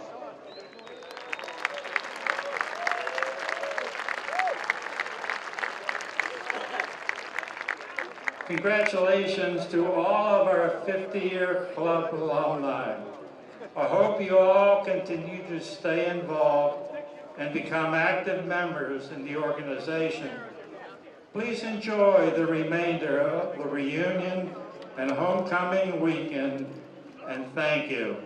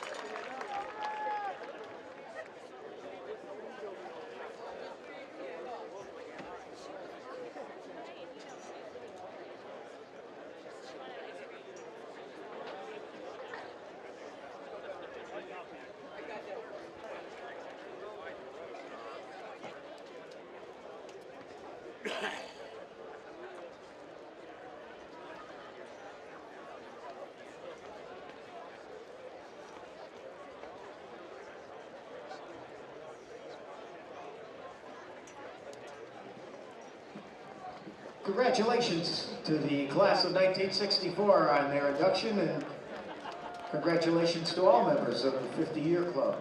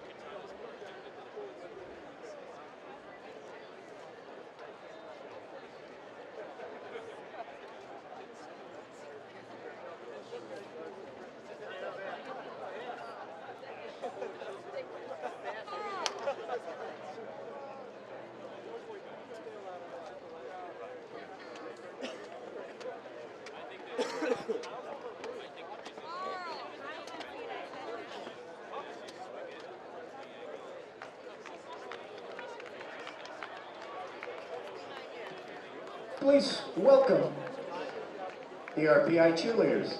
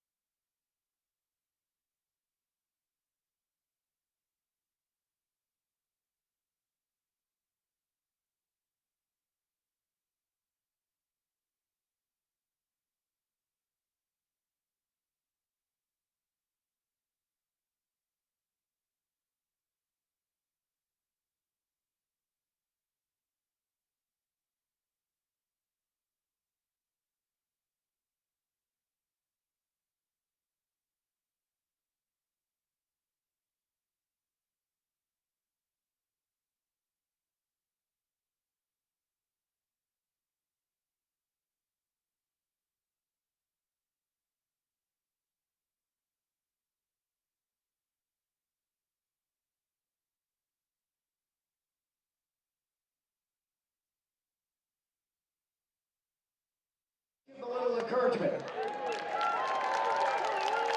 Good luck, John. Kick a field goal. You get to drive that beautiful Honda Accord LX for an entire year.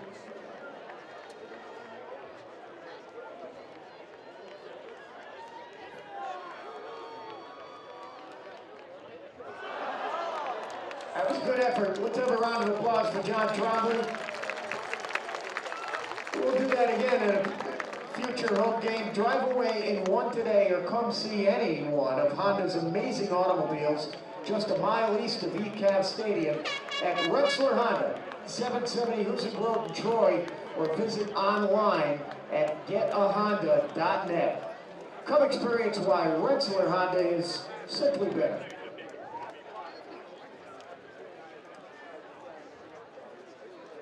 Tonight at the Experimental Media and Performing Arts Center Theater, the a cappella group Voice Play from the TV show The Sing-Off, along with all 4 Rensselaer student a cappella groups, will perform. Tickets for the evening of a cappella are on sale at the Impact box office right up until showtime at 8 p.m.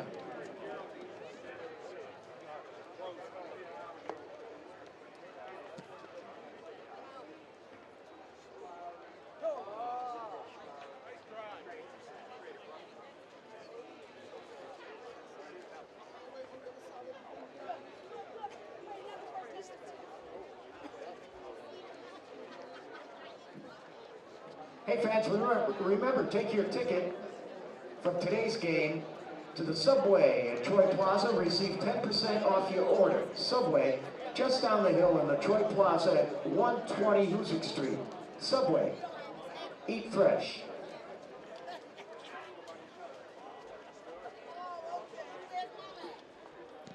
I'd like to remind you the women's hockey team battles Vermont at 3 o'clock this afternoon. Bring your football game ticket, get in free. Come on out and show your support. The men's soccer team takes on Bard College here at ECAV Stadium at 7 o'clock tonight. Last night, the Engineer men's Division I hockey program kicked off their season in the Icebreaker tournament at the University of Notre Dame. Final score, RPI 3, Notre Dame 2.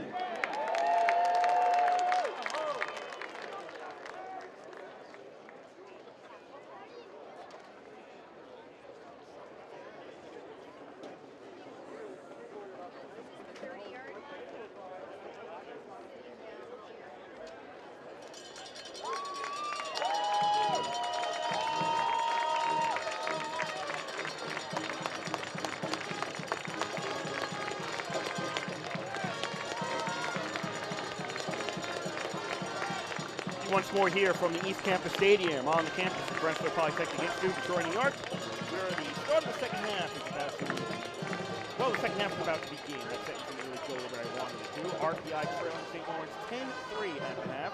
Kurt Studd here along with Bob Conway, bringing you all the action live on 91.5 FM WRPI Troy.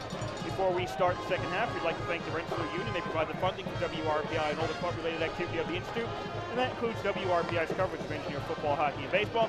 Also, WRPI is on the World Wide Web. Point your browser to WRPI.org, and you can pick up our broadcast 24 hours a day, 7 days a week.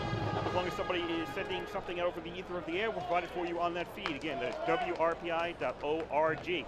Puckman wants Okay, us some to administrative remind stuff. you Avery to was join him injured at on a play, we 5:45 believe tonight injured when he was tackled on a play in the first half, which occurred just before we noticed Morgan went into the game. We don't know if that was another play or so around there, but we saw him going off with his arm in a sling at halftime. We don't expect Avery to be coming back for the second half. Also, RPI does have one completed pass. There was a screen pass to Reggie Colas for 9 yards, so RPI does have one completed pass after the first half of play. From Morgan. From Morgan, yes. Morgan to Colas on a screen pass. So that was in the second quarter. One completed pass for RPI. They trail 10-3. We'll be getting the ball to start out quarter number 3. It's going to be very difficult without Avery, but I don't know. These kids are the kind of team that doesn't quit. It's tough to lose your quarterback. The kick is away. And Colas takes it at about the 6-yard line. 10 into the middle of the field. Colas 15 and wrapped up. Nice open field tackle there. Holly Grisham wraps him up around the 15. And that's where RPI starts out. By number 4, James Holly Grisham. Hobart defeated Springfield 37-7. RPI takes over first Wow. and 10 at their own 15-yard line. That's impressive. That really is 37-7. Springfield is a good team. Today, not good enough. Apparently not. RPI starting out at their own 15-yard line. Worst position. Actually, in the first half, they had 5 possessions. They started between the 20 and the 27 on all of them. Here we go on first down. Running play gets them about 2 yards to the 17. As RPI's passing game, we mentioned that was flats on the carry. Passing game virtually non-existent in the first half. Only 5 attempted passes in the first half. Leffelbein for St. Lawrence, 16 of 27 for 153 yards. There's a big disparity there. Morgan still in at QB for RPI.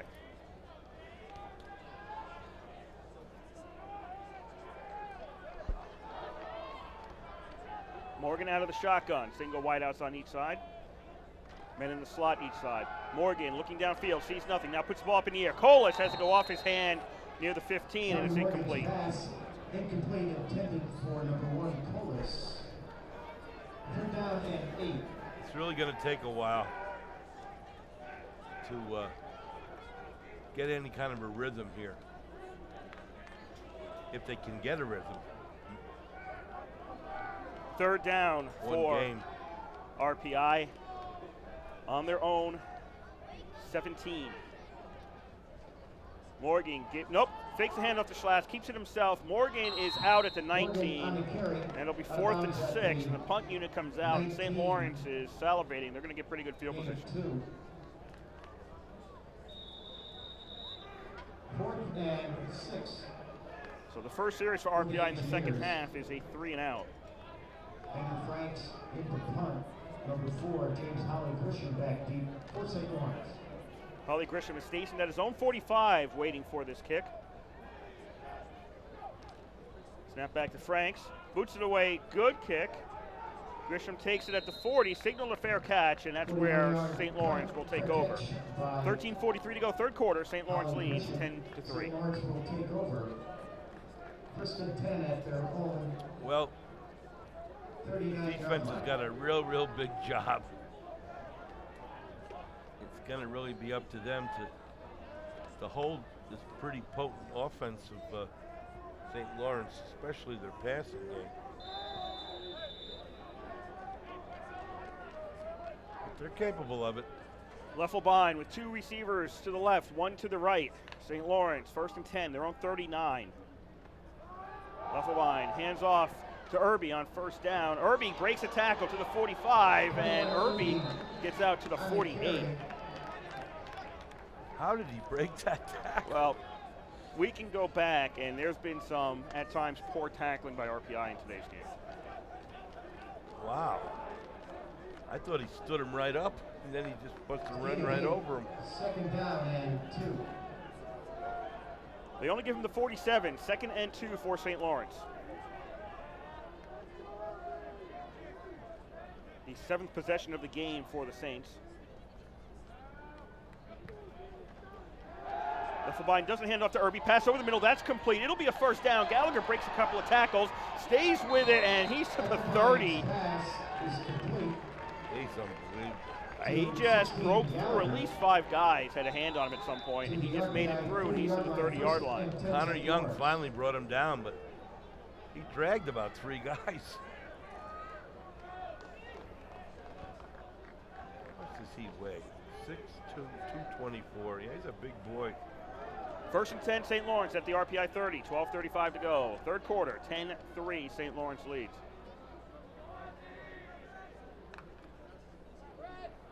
Leffelbein out of the shotgun. 2 receivers each side. Pump fake. Now he puts the ball up into the air, looking for Gallagher too far. And it was actually Bush who had the better position, but the ball was beyond both receivers. Had it been thrown on target, Bush would have either knocked it down or intercepted it.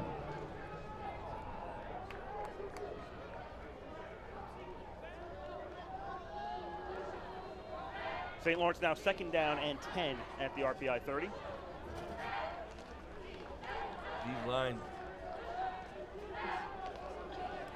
haven't gotten, I don't think they've gotten to the quarterback yet. Maybe once.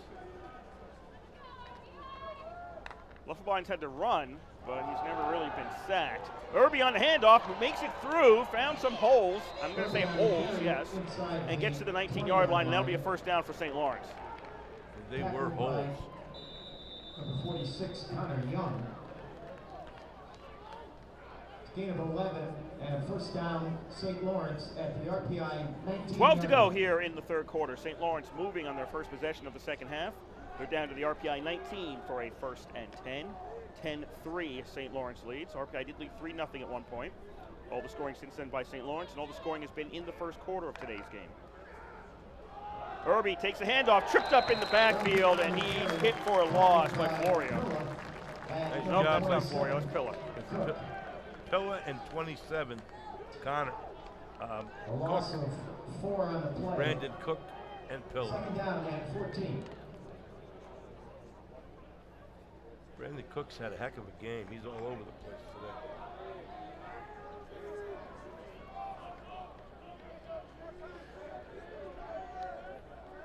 Second and 14. Three wide out formation. Man in the slot to the right. Irby in the backfield for Leffelbein. Takes a snap. Fakes a handoff to Irby. Looks to throw. Looking end zone, and that's complete for a touchdown to Simmons. He had a defender all over him, but still caught the ball. All over him. Touchdown pass from Leffelbein to Simmons. Yeah, he had Lanieri all over him, but he hung on to the pass. Carvalho on to try the extra point for St. Lawrence.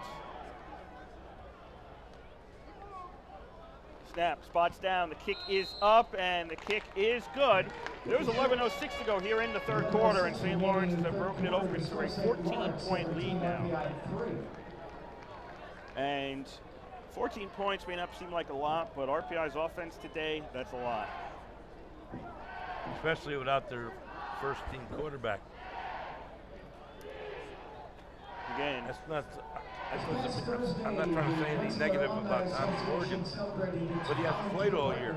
You know? Not only that, but in practice, your number one quarterback's getting most of the practice. The timing. That's just it. There. That's the way it works in all facets of football. The winners came from all over the country. The Engineers trail by 14 in today's game. They need a couple of big breaks on maybe special teams or whatever. Maybe run one back or. I think somebody like Tavinas or Reggie could break a big one. I don't think we're going to do too much passing. Passing game, not there in the first half for RPI. 9 yards passing. Colas takes it to the 5-yard line. He's near the sidelines on the far side. 10-15. Colas to the 20. That's it. Push back to the 15, but his forward progress has him at the 20. RPI's possession. This is the 7th possession they will have the ball. 7th time they will have the ball. They have started between the 15 and 27 on all their possessions today. That's not particularly good. They have made it into St. Lawrence territory twice. First possession, they got down to the 26 and kicked the field goal. Second possession, I believe they stopped at the 49 of St. Lawrence. The other 4, I don't think they got past the 30 on their own side. And right now they're starting out at their own 20. They need to get the ball downfield. 17-3, St. Lawrence leads. 10:57 to go, third quarter.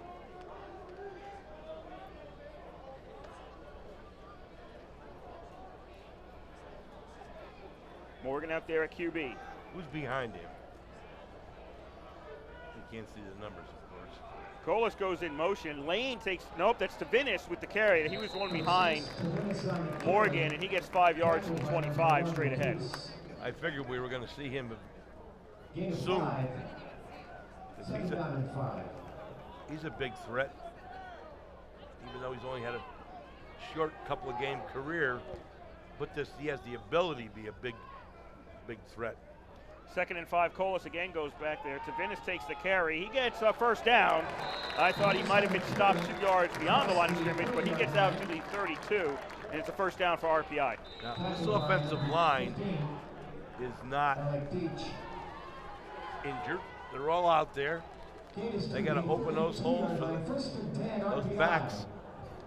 It's not easy, but I believe they can do it. I don't write this team off. I just think offensively it's going to be tough. 1st and 10 RPI at their own 32. 10 to go third quarter. RPI trails by 14. Morgan, play action, looking downfield, puts it up along the sidelines into double coverage and intercepted? Yes, intercepted, and again it was Holly Grisham who gets it along the sidelines, and St. Lawrence has it. Third turnover today for RPI. James Holly Christian at the St. Lawrence 28-yard line. The Saints take over 1st and 10. Well, they had very good coverage on Reggie. 2 guys right on him. That's what they were doing, though. They're going for the big one with the speedster. And he couldn't break free. St. Lawrence takes over at their own 28. 9:52 left in the third quarter. St. Lawrence up by 14. And St. Lawrence likes to kill time on their drives. Let's see what they do this time. Irby with the carry. Doesn't see anything to his left. Cuts right. Irby to the 35, to the 40. That's a first down to the 43. Why is he open so much when he gets the ball? There never seems to be anybody in front of him. He is, as I like to say, low to the ground. And he can turn on a dime. Apparently, because there's never anybody in front of him until he gets to the secondary. I mean, he was going left, saw there was a crowd, and immediately cut right and found a wide open space. Ball's at the 42, 1st and 10 for St. Lawrence, 9:20 to go, third quarter. Saints up by 14. Irby takes the carry again, goes into the line, and he only gets 2 to the 44. Irby on the carry. The Rochester Merchant Marine game is a 2 o'clock start. That's why I don't have any scores for you on that. I'm trying to pull up the live stats, see if we can get something on that. But Hobart has already picked up a win today, and WPI is leading Union, shutting out Union in the third quarter at this point. Mark Grimes is in on that tackle. First I've seen him today. He's a good one. 2nd and 8 for St. Lawrence. 3 wide out formation. Irby takes it again, finds some room, finds some holes. He's got a first down, stop at the RPI 46. Tackled by Thomas Bennett and 46, Connor Young. He got stood up pretty good by Young, and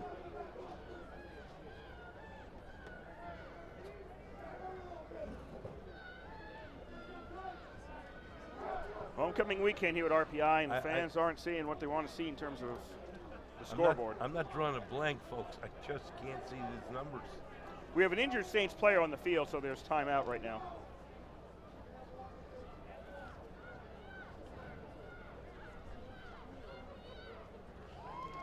That's Irby, who was injured. He's going to make it off under his own power.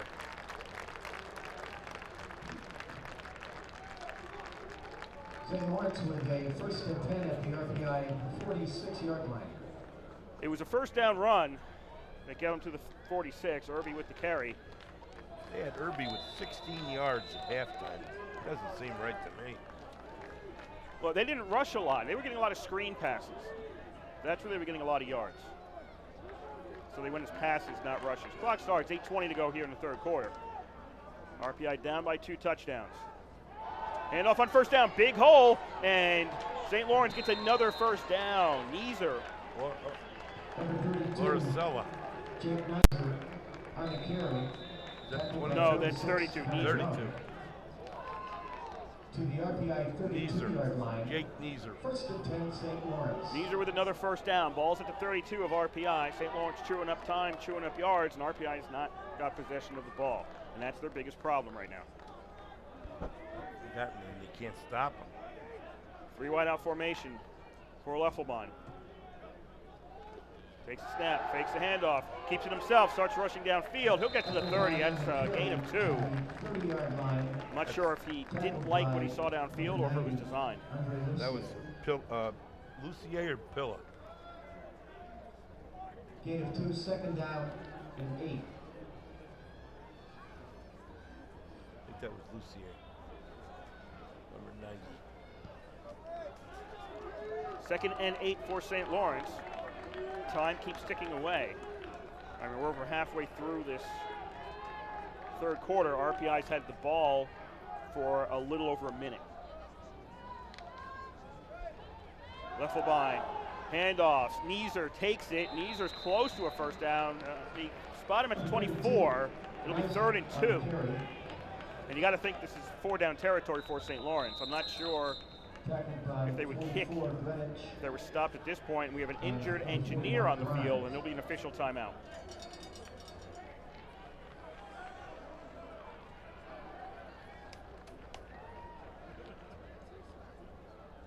WPI leads Union 23-0 with 11:14 to go in the 3rd. And I mentioned before, Hobart defeated Springfield 37-7. And we have no score at this point, Rochester Merchant Marine.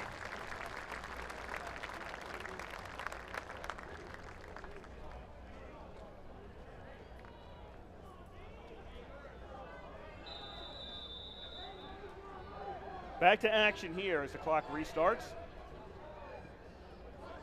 Ball's at the 24, 3rd and 2 for St. Lawrence.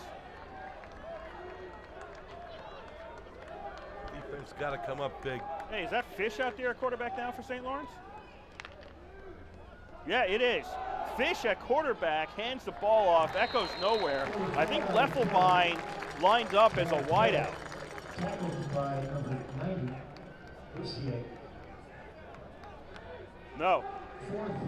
No, it's Fish out there at quarterback now for St. Lawrence. St. Lawrence at the RPI 24-yard line. I'm not sure when that substitution occurred. Or why? Come on, D. This is the time to do it. 4th and 2 for St. Lawrence at the 24. A design quarterback draw. Fish has got the first down as he runs through the line, and he's pushed backwards and stopped at the 17-yard line. It's a first down now for St. Lawrence. And now Leffelbein comes back in. Fish goes out. He must be a running quarterback. Up the middle type. Gains to the 17-yard line, 1st and 10, St. Lawrence. St. Lawrence keeps possession, 5.5 to go, 3rd quarter. You know what he is? What? 6'1", 224. It's not bad.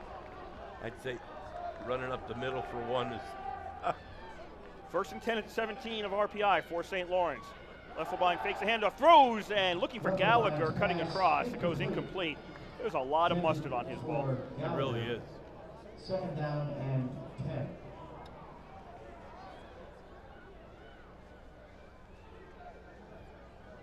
Greenwich, Connecticut.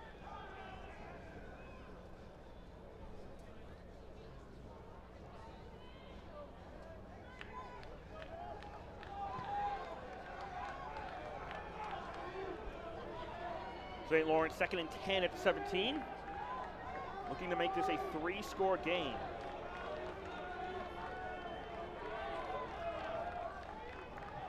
Leffelbein out of the shotgun. Hands off. Neeser goes ahead, weaves his way through the line to the 12. That's a +5. It'll be 3rd and 5, St. Lawrence. They've had the ball almost the whole quarter.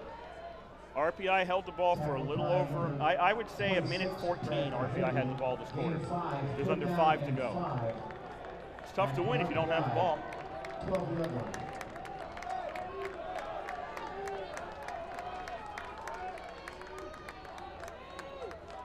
Third down and 5 for the Saints. On the 12 of RPI. Leffelbein rolls to the right. Looking downfield, now looking back, cross to the left, wide open. That'll be a touchdown. Nobody was on Gardner. 3-score lead for St. Lawrence. He was wide open. 12-yard touchdown pass from Leffelbein to Gardner. He delayed his route, kind of stayed back, and all of a sudden he took off and he was all alone. Andrew Carvalho into the 10th point after. Carvalho in for the point after attempt.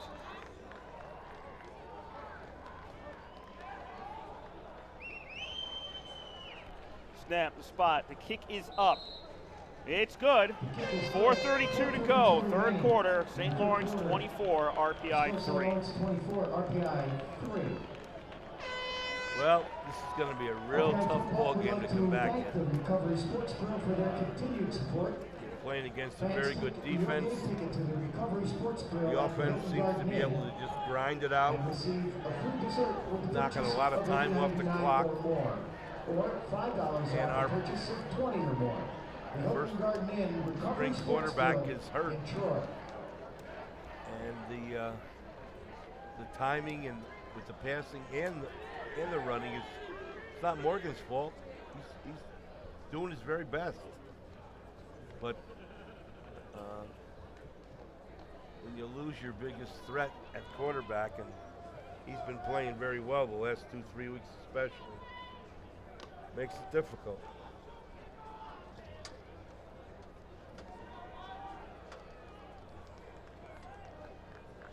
St. Lawrence sees the ball up at the 35, up by 3 touchdowns. Hebert will boot the ball away. Low kick, bounces around. Colas takes it at the 13, 15, 20. Colas to the sidelines, breaks 1 tackle, and now he's out around the 25. Call it the 26-ish. 25-yard line. Yep, call it the 26. RPI will take over at their own 26. Colas has not been able to get outside. It's all jammed up there. RPI comes into this game 4-1. One of the things we talked about a lot this year is field position. Yes. Okay? They're not winning the field position battle today because they've started every drive between their 15 and 27. That's right. They're not moving far enough downfield to force St. Lawrence to have bad field position. They're actually not getting far enough and giving St. Lawrence better field position. Exactly. And they're losing the field position battle because the offense isn't moving the ball. That's the game.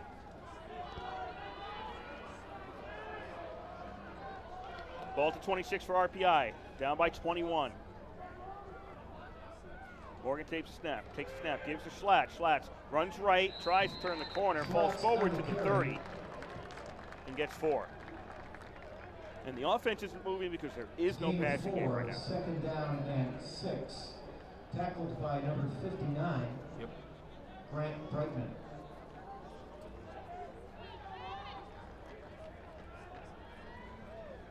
Brightman was in on the tackle for St. Lawrence on that one. Sophomore linebacker from Norwich, New York. Second down and 6. Morgan keeps it himself after faking a handoff, and he's got a first down as he gets to the 38. Runs out of bounds onto the St. Lawrence sideline. Engineers move the chains. First down RPI. Good play. 38.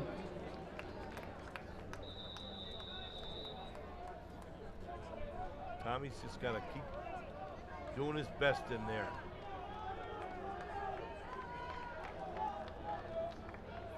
First and 10 Engineers on 38-yard line. 3.5 to go, third quarter. Engineers trail by 21.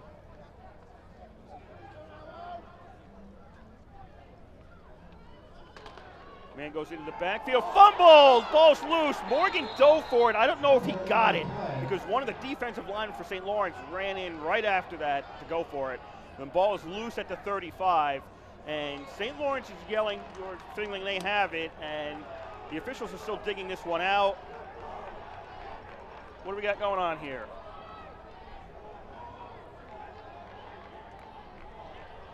There's only 2 people left to dig out. Don't we know where the ball is at this point? Okay. The smallest pile in history is still being undug, and it's St. Lawrence's ball at the 35. 4th turnover today by RPI.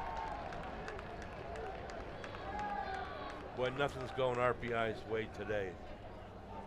Just one of those days. Nothing is going right. We also have an injured St. Lawrence player, so they'll stop the clock. 3:17 to go here, or stop play at least. 3:17 to go here in the third quarter. St. Lawrence leads 24-3. RPI just turned the ball over again, and really, if St. Lawrence goes in now, that's the game. We want to remind you, you're listening to Rensselaer Football on 91.5 WRPI Troy. Next week, the Engineers are on the road at the University of Rochester. That's a 1 o'clock start. They come back the following week against Hobart.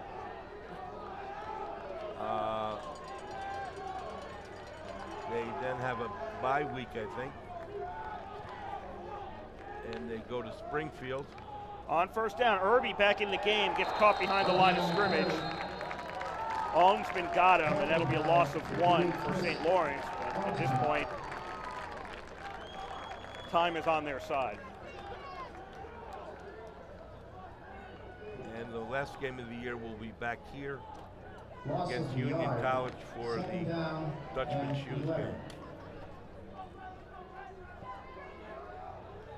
This is WRPI Troy with Engineer Football from the East Campus Stadium. Coach up, Bob Conway on the call for you. 2:40 to go, third quarter, 24-3. St. Lawrence leads. 2nd and 11 for the Saints at the 35. Russelbein out of the shotgun. Fakes the handoff to Irby. Looks downfield. Under pressure. Gets away from it. Tries to run with it. And he'll get caught in the backfield. He stopped at the 37 for a loss of a couple more for St. Lawrence. Back at the 37-yard line. Giving the crowd at least a little to cheer about. He gets away from that first rush every time, doesn't he? He could have been sacked a little further back. He got away from 2 guys. 3rd and 13 for the Saints.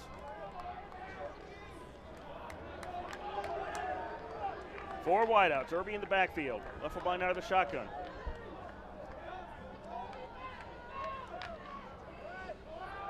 Takes a snap, 4-man rush, puts the ball up, incomplete.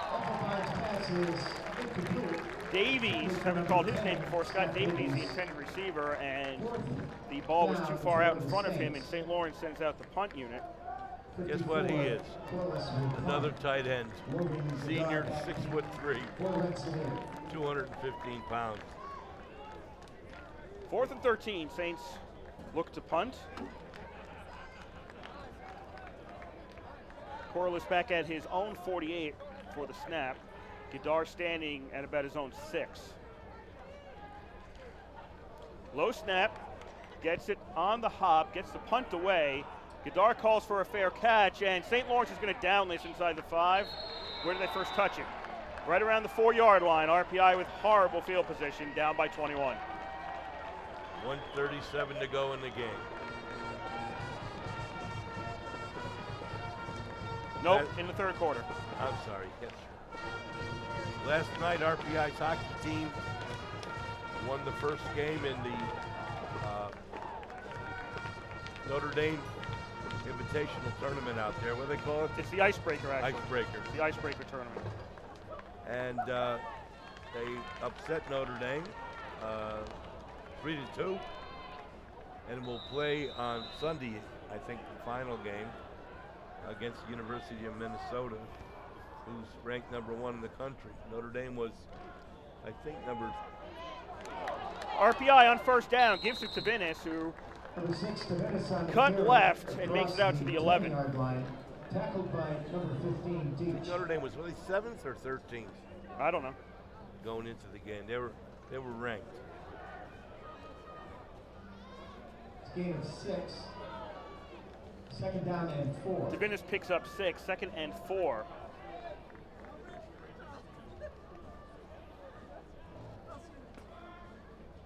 Divinis takes the handoff again, hits the line. He won't get a first down. He needs to get beyond the 15 for a first down, and he's a little bit short. Looks like the line of scrimmage originally the 5, not the 4 on this drive. 19-yard line. He's pretty close, but no cigar there. 50 seconds to go here in the 3rd quarter. 3rd down and 1. 3rd and 1 for RPI. Morgan gives it to Vinnis on the handoff. Vinnis steps out just beyond the 15. And I don't know if, well, actually, okay, they're going to say it's a first down. So, yep. You know what? I don't think it was. They put the ball on the 15, but the markers were beyond, a little beyond the 5. Whatever, we're going with it. 1st and 10, RPI at their own 15, down by 21. 30 seconds to go here, 3rd quarter.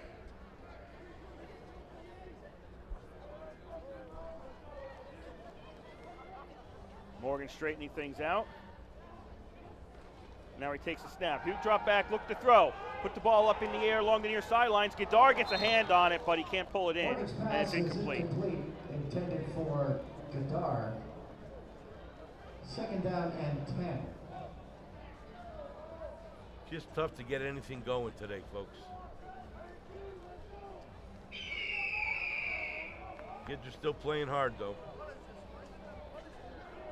That's the way they operate.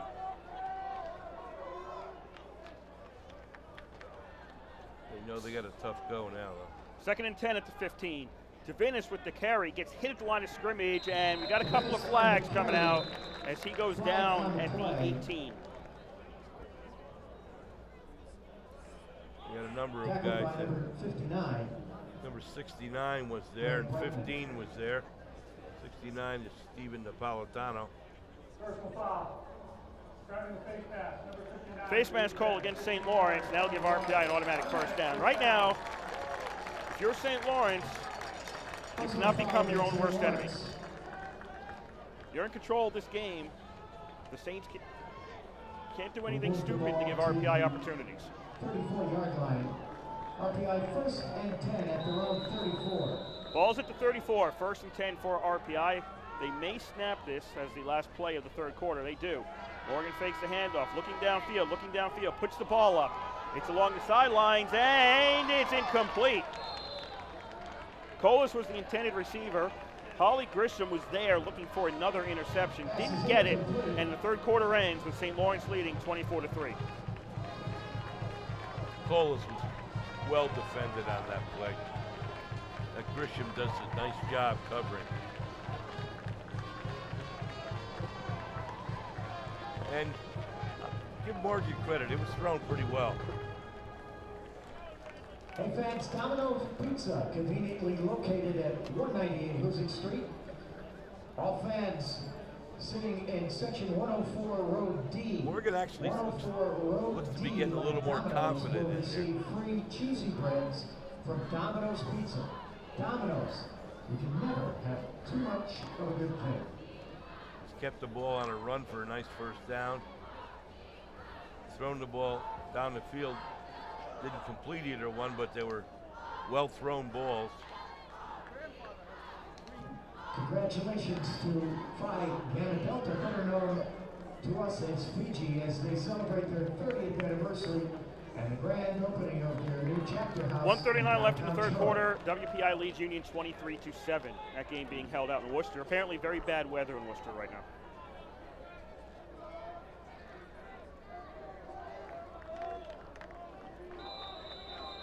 $15 on the board, 4th quarter. RPI left to right, St. Lawrence right to left across your radio dial in this quarter. On 2nd down, Morgan keeps it himself and is stopped at the line of scrimmage. Morgan on the carry, tackled near the That was a line of 2nd and scrimmage 10 play. by 59 Brightman. Grant Brinkman, number 59 on the tackle for St. Lawrence. Gain of 1, 3rd and 9.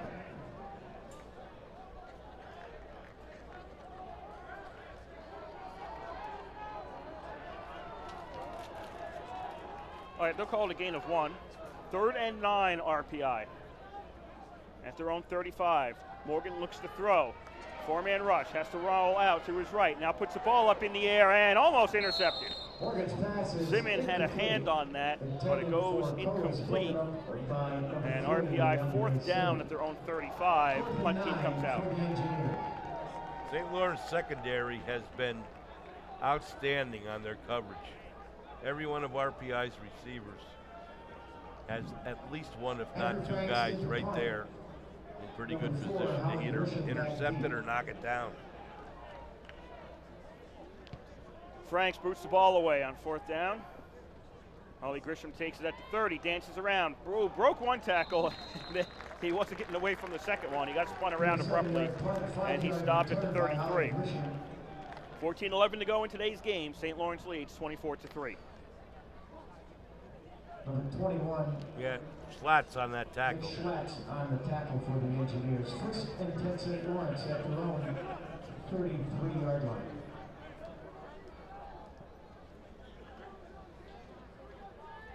This has not been a fun game to watch. Well, I guess it depends on your point of view. I think there are some St. Lawrence fans on the opposite side who are enjoying themselves. Well, I'm sure, but I don't know how much you can enjoy yourself against. 1st and 10 for the Saints, their own 33. Neeser, I think, yep, that was Neeser on first down. Goes left through the line, and he's out to the 38. And this is going to be classic. Ball on the ground, kill the clock for St. Lawrence. It's pretty likely that when you lose your quarterback, who's been such an intricate part of the offense, both running and passing the ball, it's not going to be fun to watch. 2nd and 5 on the 38. Saints running the play clock down to under 5. Leffelbein hands off. Neeser again, sees nothing, breaks through and gets to the 45, and that's a first down.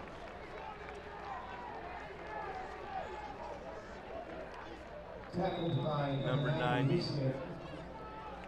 for the Engineers on the play. We've talked before. We've talked before about the Engineer defense always playing tough and never quitting. They're playing tough, but they're up against it.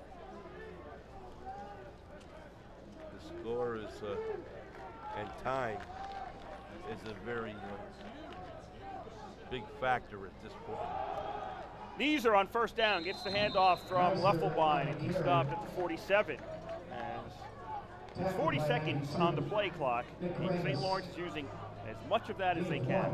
Nick Ramus in on that tackle, number 92 for the Engineers. First time I seen Nick in there today. He's a junior. D-line, 6'3", 265.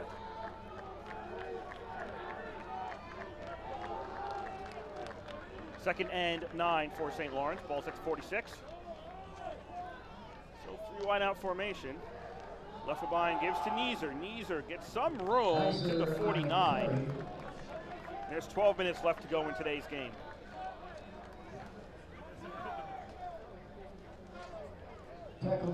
Connor Young on the tackle. 46, Connor Young.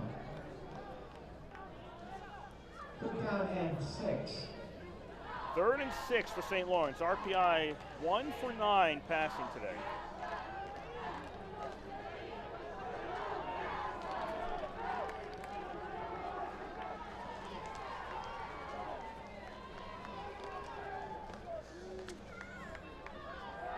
Leffelbein on 3rd and 6, throws wide open. Neeser has it, and he goes out of bounds at the RPI 38. Well, the 39 call it, but that'll be a first down for St. Lawrence. Number 27, once again, Brandon Cook on the tackle for Rensselaer.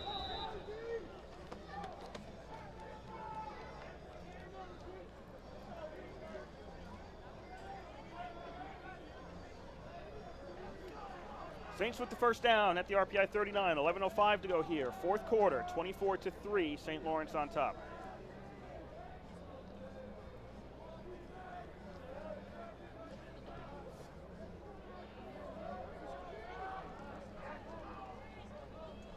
Two seconds left on the play clock, they snap it. Irby with the carry, finds a hole up the middle. Irby's gonna get a good chunk of yards, he's got 7. And we're gonna be under 10 to go by the time St. Lawrence snaps his ball again. Brandon Cook. Once again, Cook get on the tackle for the Engineers. And he does get down low, Kirk, you're right. Very low.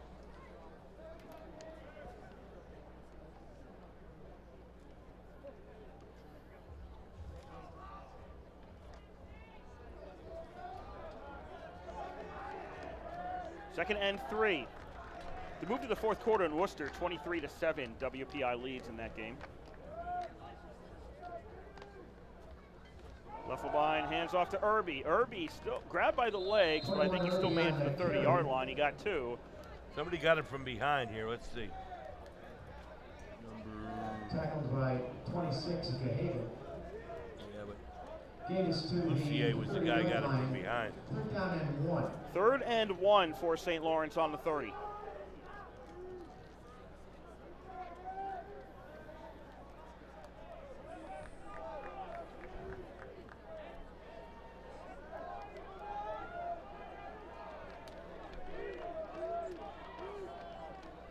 Fish is now in a quarterback. I don't know when that replacement happened. When they need 1 yard. And he gets it. Fish takes it, runs off the right side, and he's got it to the 25. That'll be another St. Lawrence first down. That's Fish's key. We need 1 yard. Get my helmet on. Yeah, but he's still out there now.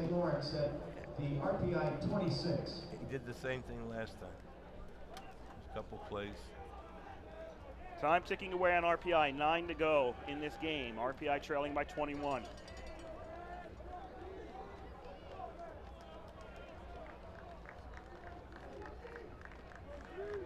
Zane Fish in a quarterback, a grad student for St. Lawrence. Or at least that's what he's listed on the roster. Irby on the handoff. To the left-hand side, gets a couple, maybe 3, call it 3 to the 18. 56 tracking. Toby Dragney in on the tackle. 2nd down and 7. I still like this team of RPIs, you know. I think they're going to do it if they can get Avery healthy. I still think they can do well. And I think they would have done better on offense had Avery stayed. I'm not saying they would have won the game, but I think they would have been much further into it. Leffelbein is back in a quarterback. Leffelbein gives to Neeser. Neeser grabbed by the knees and stopped at the 24. Nice job by Diego Cantino. He's a freshman D lineman from Plainsboro, New Jersey, 6 foot 275. Loss of 1 on the play. 3rd down. He leads the country in fumble recoveries with 3 this year. Halfway through the 4th quarter, 24-3, St. Lawrence leads. And the Saints are just winding that clock down. Again, it's Leffelbein back in a quarterback. 3 wideouts. Neeser goes in motion. Pump fake. Now puts the ball up in the air. Incomplete. Looking for, and there's a flag going to be coming out on the play. Gallagher got held up around the 15, and that's why he couldn't get to the ball. I was going to say he was wide open. Let's take a look on the replay.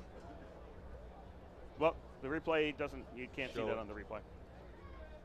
The contact happens prior to the ball getting there, or even the pass. Pass interference. Defense, number 4. 15 yards, previous spot, first down. So that gives St. Lawrence a new set of downs. It's an automatic first on the pass interference. 7:10 to go here, 4th quarter. Saints lead 24-3. RPI hasn't touched the ball in a while. Ball to the 13-yard line. 1st and 10, St. Lawrence.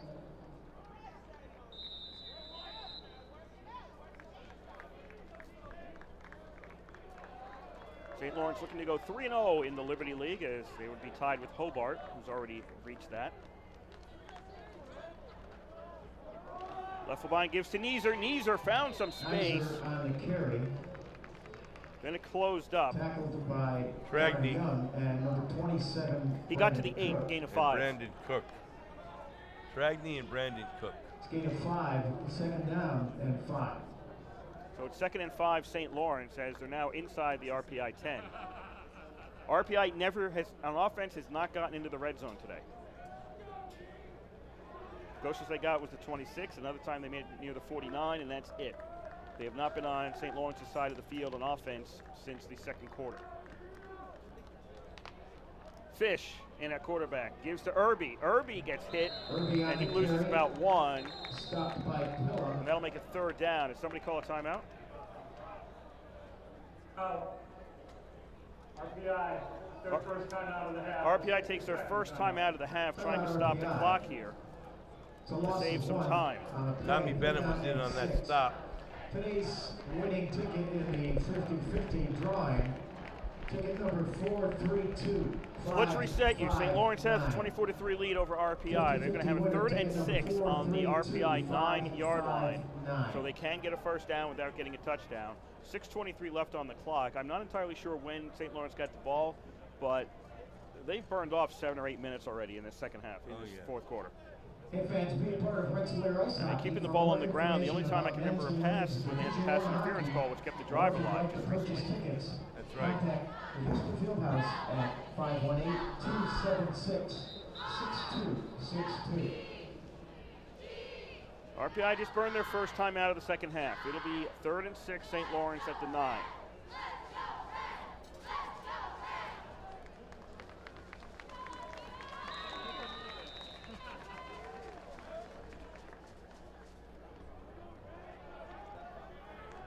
Leffelbein the QB. Irby's in the backfield with him. Takes a snap. Looking end zone. Gets hit. Ball up in the air. Incomplete. It was tipped off the intended receiver. Falls incomplete. Leffelbein got hit right as he threw the ball. And on 4th down, it looks like the kicking team is coming out for St. Lawrence to make this a 4-score game. Pilla and Tragney were all over the quarterback on that play. Really had to rush it for probably for the first time today.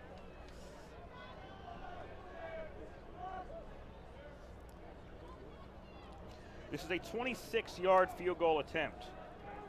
Carvalho, right-footed kicker from the near hash. Snap spot, the kick is up, and the kick is no good. Missed it left. We have 6:15 left here in the 4th quarter. RPI trails by 21. First and 10 at their own 20-yard line. By rule, the ball comes out to the 20. Reminder, after today's football game, we're going to talk I mean, this is it. RPI has to do something on this drive. And then at 7 o'clock tonight, the RPI men's soccer team Again, they are 1 for 9 passing today. It's been a very tough day.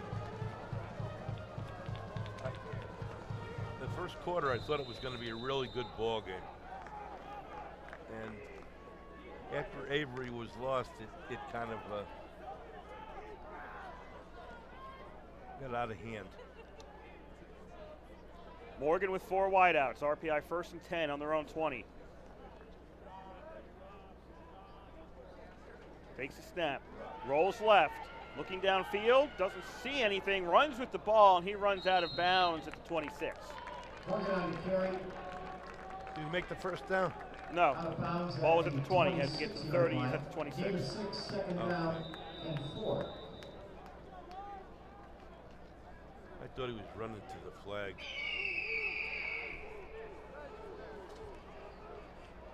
Marker.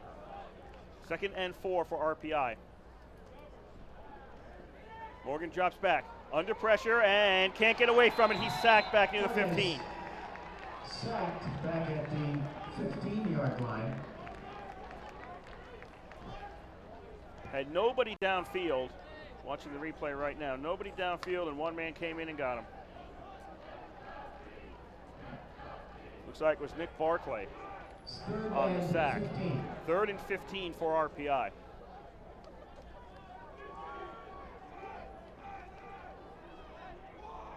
Yeah, we have played the entire game in our end of the field. Can't win that way. You can't win without a passing game. Morgan rolls out to his right, and a flag comes out. Pass is incomplete along the sidelines. It was in the hands of Godard, but he couldn't handle the ball and try to maintain his balance. Also, the flag, I think, is going against RPI as Morgan was running for his life in the backfield. Blocking the back against RPI. This should be declined by St. Lawrence, and it'll be 4th down and 15 at the 15. It is 4th down. Penalty against the Engineers declined. It's 4th and 15.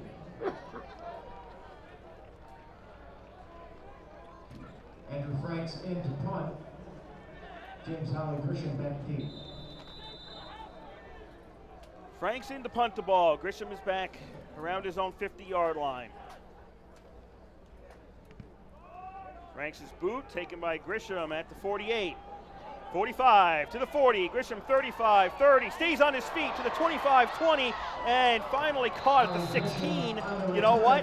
That was near the line of scrimmage. That punt was for nothing, and now an RPI player gets thrown around. So there may be 15 yards tacked on to somebody here. But, I mean, St. Lawrence is going to be an RPI side of the field with less than 5 to go and up by 21. I think that was Franks. They got pushed. Two officials threw flags on that play. I saw an RPI player flying backwards at one point. That was Frank's, I think. After the play was over, there were personal fouls on both teams. Personal foul 87 and personal foul number 3. The penalty is offset. The down counts. First down. Personal foul on Frank's and the other guy. Yeah, so the personal fouls offset. Anderson was the other player. He was a player for St. Lawrence who got the personal foul. They offset, so it's going to be St. Lawrence at the 15-yard line.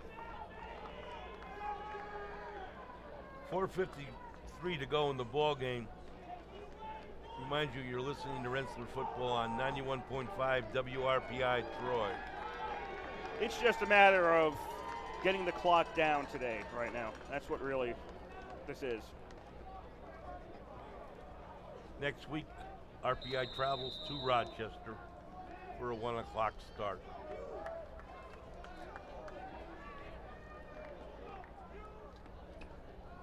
Who do we have in a QB now? That is, oh no, pardon me, that's Fish for St. Lawrence. Pilla, 46. nice job. Rush on first down gets nothing. Well, actually loses one. No, Loss of 1 on the play. Lucier, not Pilla, number 90. So the ball's back at the 16 for St. Lawrence. As they're huddling up and wasting all the game clock as they can. $471. Claim your prize. Once St. Lawrence scored those 2 TDs in the third quarter, this game is pretty much become kill the clock.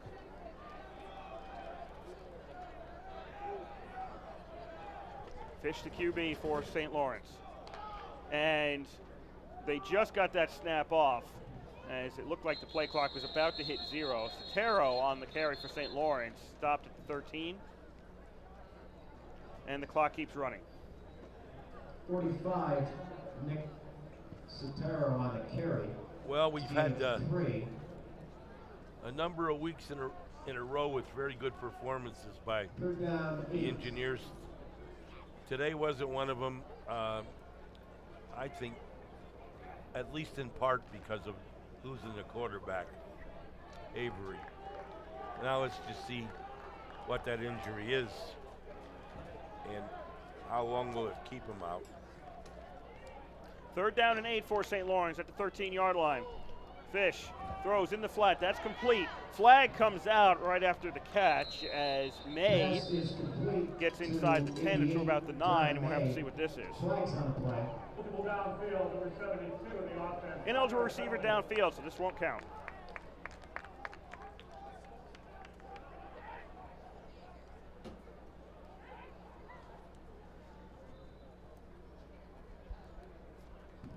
Well, you can't say St. Lawrence is trying to run it up. No, you can't say that. They've taken their quarterback out.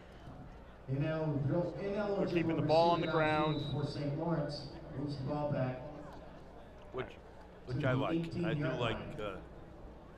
3rd down and 13.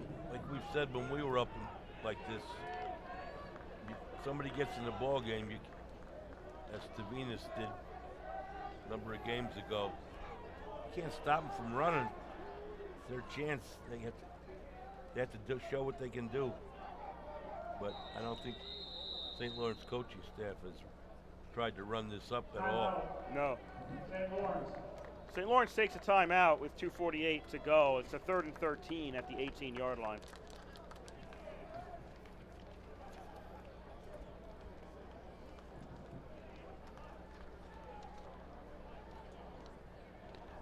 We are in the midst of the unexciting aspects of football. The game is effectively over, but not officially overtime.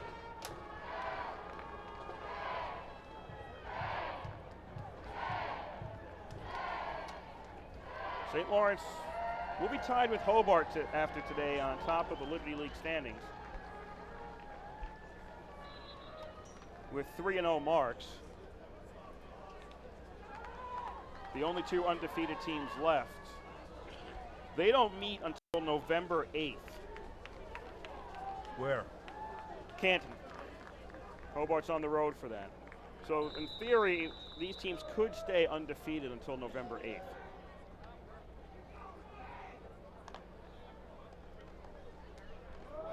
Handoff on third down, nets almost nothing. Wonka. Yes, exactly like Willy Wonka on the carry for St. Lawrence. John Hunsman in on the tackle. And RPI calls a timeout with 2:43 to go in today's game. And St. Lawrence leading 24-3. RPI. 6:29 to go in Worcester. It is now 29-7. WPI over Union. So I was getting back to the schedule. So it's Hobart and St. Lawrence will be 3-0 after today. RPI is going to drop back into a tie with Springfield at 2-1. It's likely, actually now back to 23-7. Maybe that was a play that got pulled back. I don't know. It's 23-7 now on the live stats. St. Lawrence is going to try to kick a field goal. This is a 24-yard attempt to snap the spot. The kick is up, and the kick is no good. Missed it again. So there's 2:39 left, and RPI won't be taking over on their own 20-yard line. Field goal attempt is no good from the 34-yard line. Just not much you can say. You know, it hasn't been a good game for the Engineers, period. It is really true. What? We were here 2 weeks ago, the WPI game, and we talked about in that game that the passing game was weak. Yes. WPI was covering. Well, this was worse. RPI has not had receivers open at all today. All right, St. Lawrence secondary shut down RPI passing. 2:39 to go. RPI first and 10 at their own 20. Morgan looks to throw.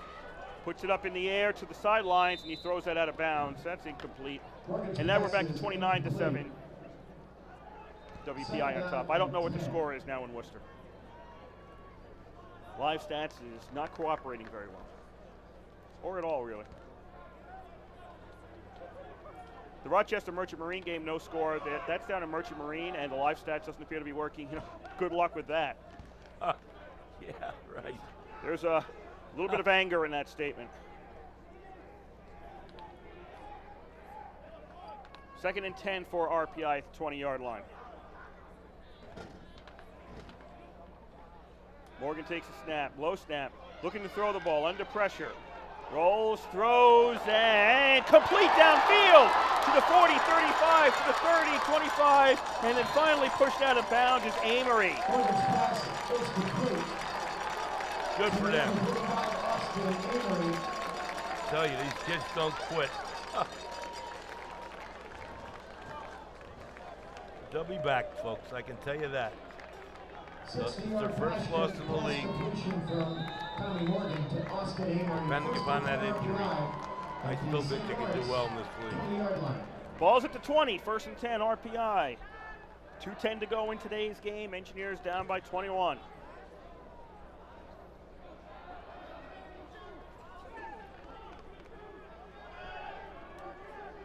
Clock's still running. Now we're down to 2 to go. So, and RPI is going to be flagged for delay of game. Delay. Talk about it not being your day. Can't blame anybody but yourself on that one. Exactly. That's what I meant.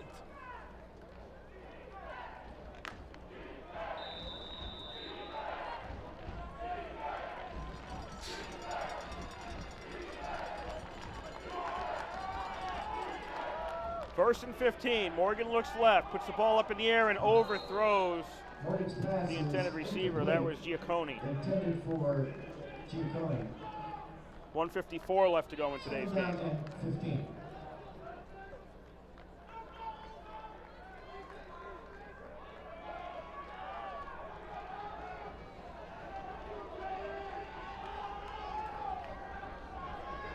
Last couple of weeks, Giacconi's been more of a go-to guy than ever before. Second and 15. Morgan looks downfield under pressure, and he's going down at the 33. Barkley was the first person to get there. by 34. And the clock is still running, 1:40 to go in today's game. Ball's back at the 31.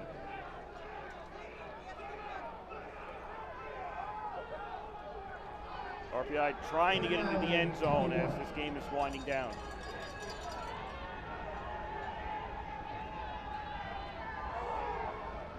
Morgan on 3rd and long. Looks downfield, puts the ball up in the air, and caught! Touchdown! Good for them. Giacconi gets it. RPI gets 6. Giacconi ran a nice route. Like I said a minute ago, he's been a go-to guy the last 2 weeks. And he's a big boy. Good target, got good hands. He'll be fun to watch in the future. He's a sophomore, 6'5", 195.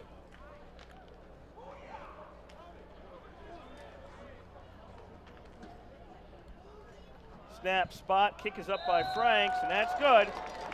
24-10 is your score with 1:14 to go.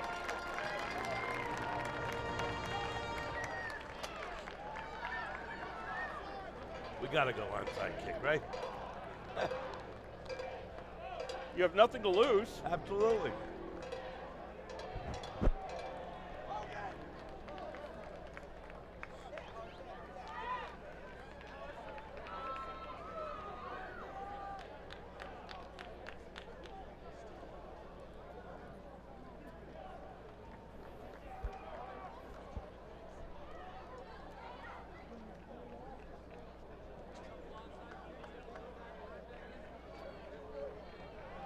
Both teams coming back out on the field.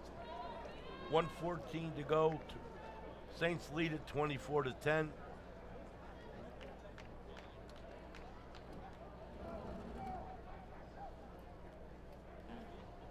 Just a tough day for the Engineers all around. Although that last play was the highlight of the day. Small consolation. Onside kick attempt, and that goes out of bounds. That'll be St. Lawrence's ball. Too bad. We had a guy that could have caught that and ran back all the way. Too much oomph on that one. I think Avery was trying to get it to bounce up and high, and it never really bounced. It stayed low to the ground and moved pretty quickly. You mean Franks? What did I say? Avery. Yeah, Franks. St. Lawrence takes My the bad. ball at their own 45-yard line. I just didn't want them to think Avery was back in the game. On an onside kick with an arm in the sling. Yeah, I think both of them understood. Yes. Ball's at the 45. St. Lawrence goes into the victory formation. RPI has one timeout, and they are not going to use it. Thank you. I appreciate that.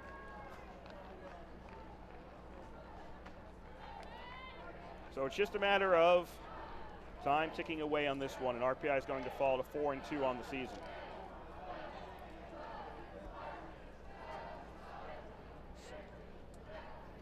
They didn't have a good game. That's the answer today. I believe they'll be coming back strong, provided they get the quarterback back. St. Lawrence takes a knee, and that does it. Well, not officially, but it will in about 30 seconds, as St. Lawrence will be the winners today, 24-10 over RPI here on RPI's homecoming weekend.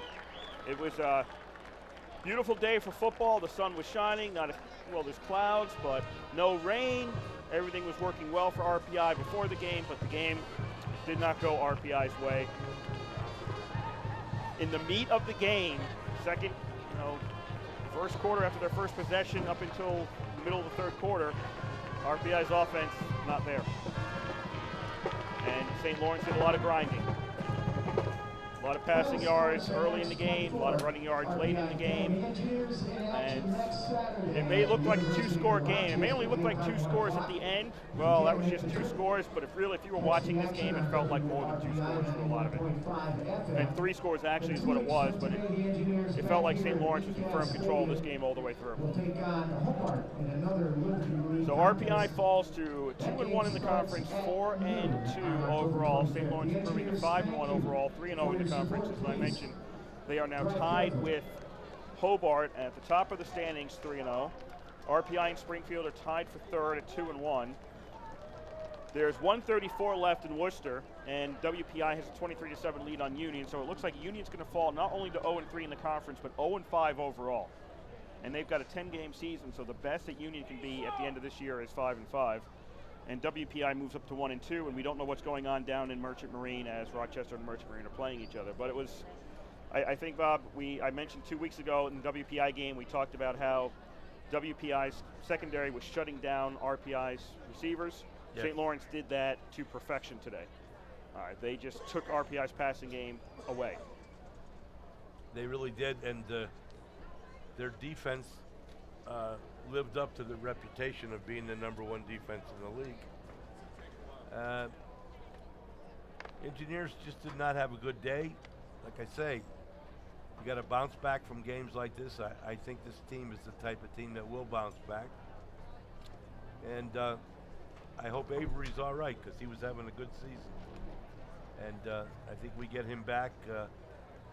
I thought Tommy did a respectable job for what he was up against. He ran for a first down himself on one play, threw a nice touchdown pass late in the game. So, I'm taking a look at the stats right now. St. Lawrence had 377 yards on 73 plays. RPI 245 on 55 plays. Time of possession, St. Lawrence 38-42, RPI 22-55.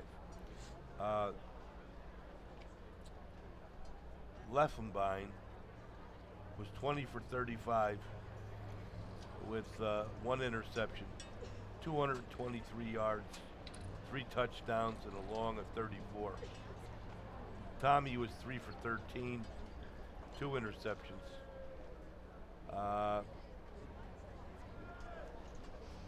Jeff was 0 for 2. And in terms of receiving, we only had 3 receptions. Amory for a 60-yarder late in the game, Giacconi for 31-yard TD, and Reggie Colas for a 9-yard catch. On the other side, Shannon, 35 yards. Gallagher, 4 catches for 73. Gardner, 2 catches for 34. And Richardson, 3 for 19. I think this is the key. The turnovers were 4-1 in St. Lawrence's favor.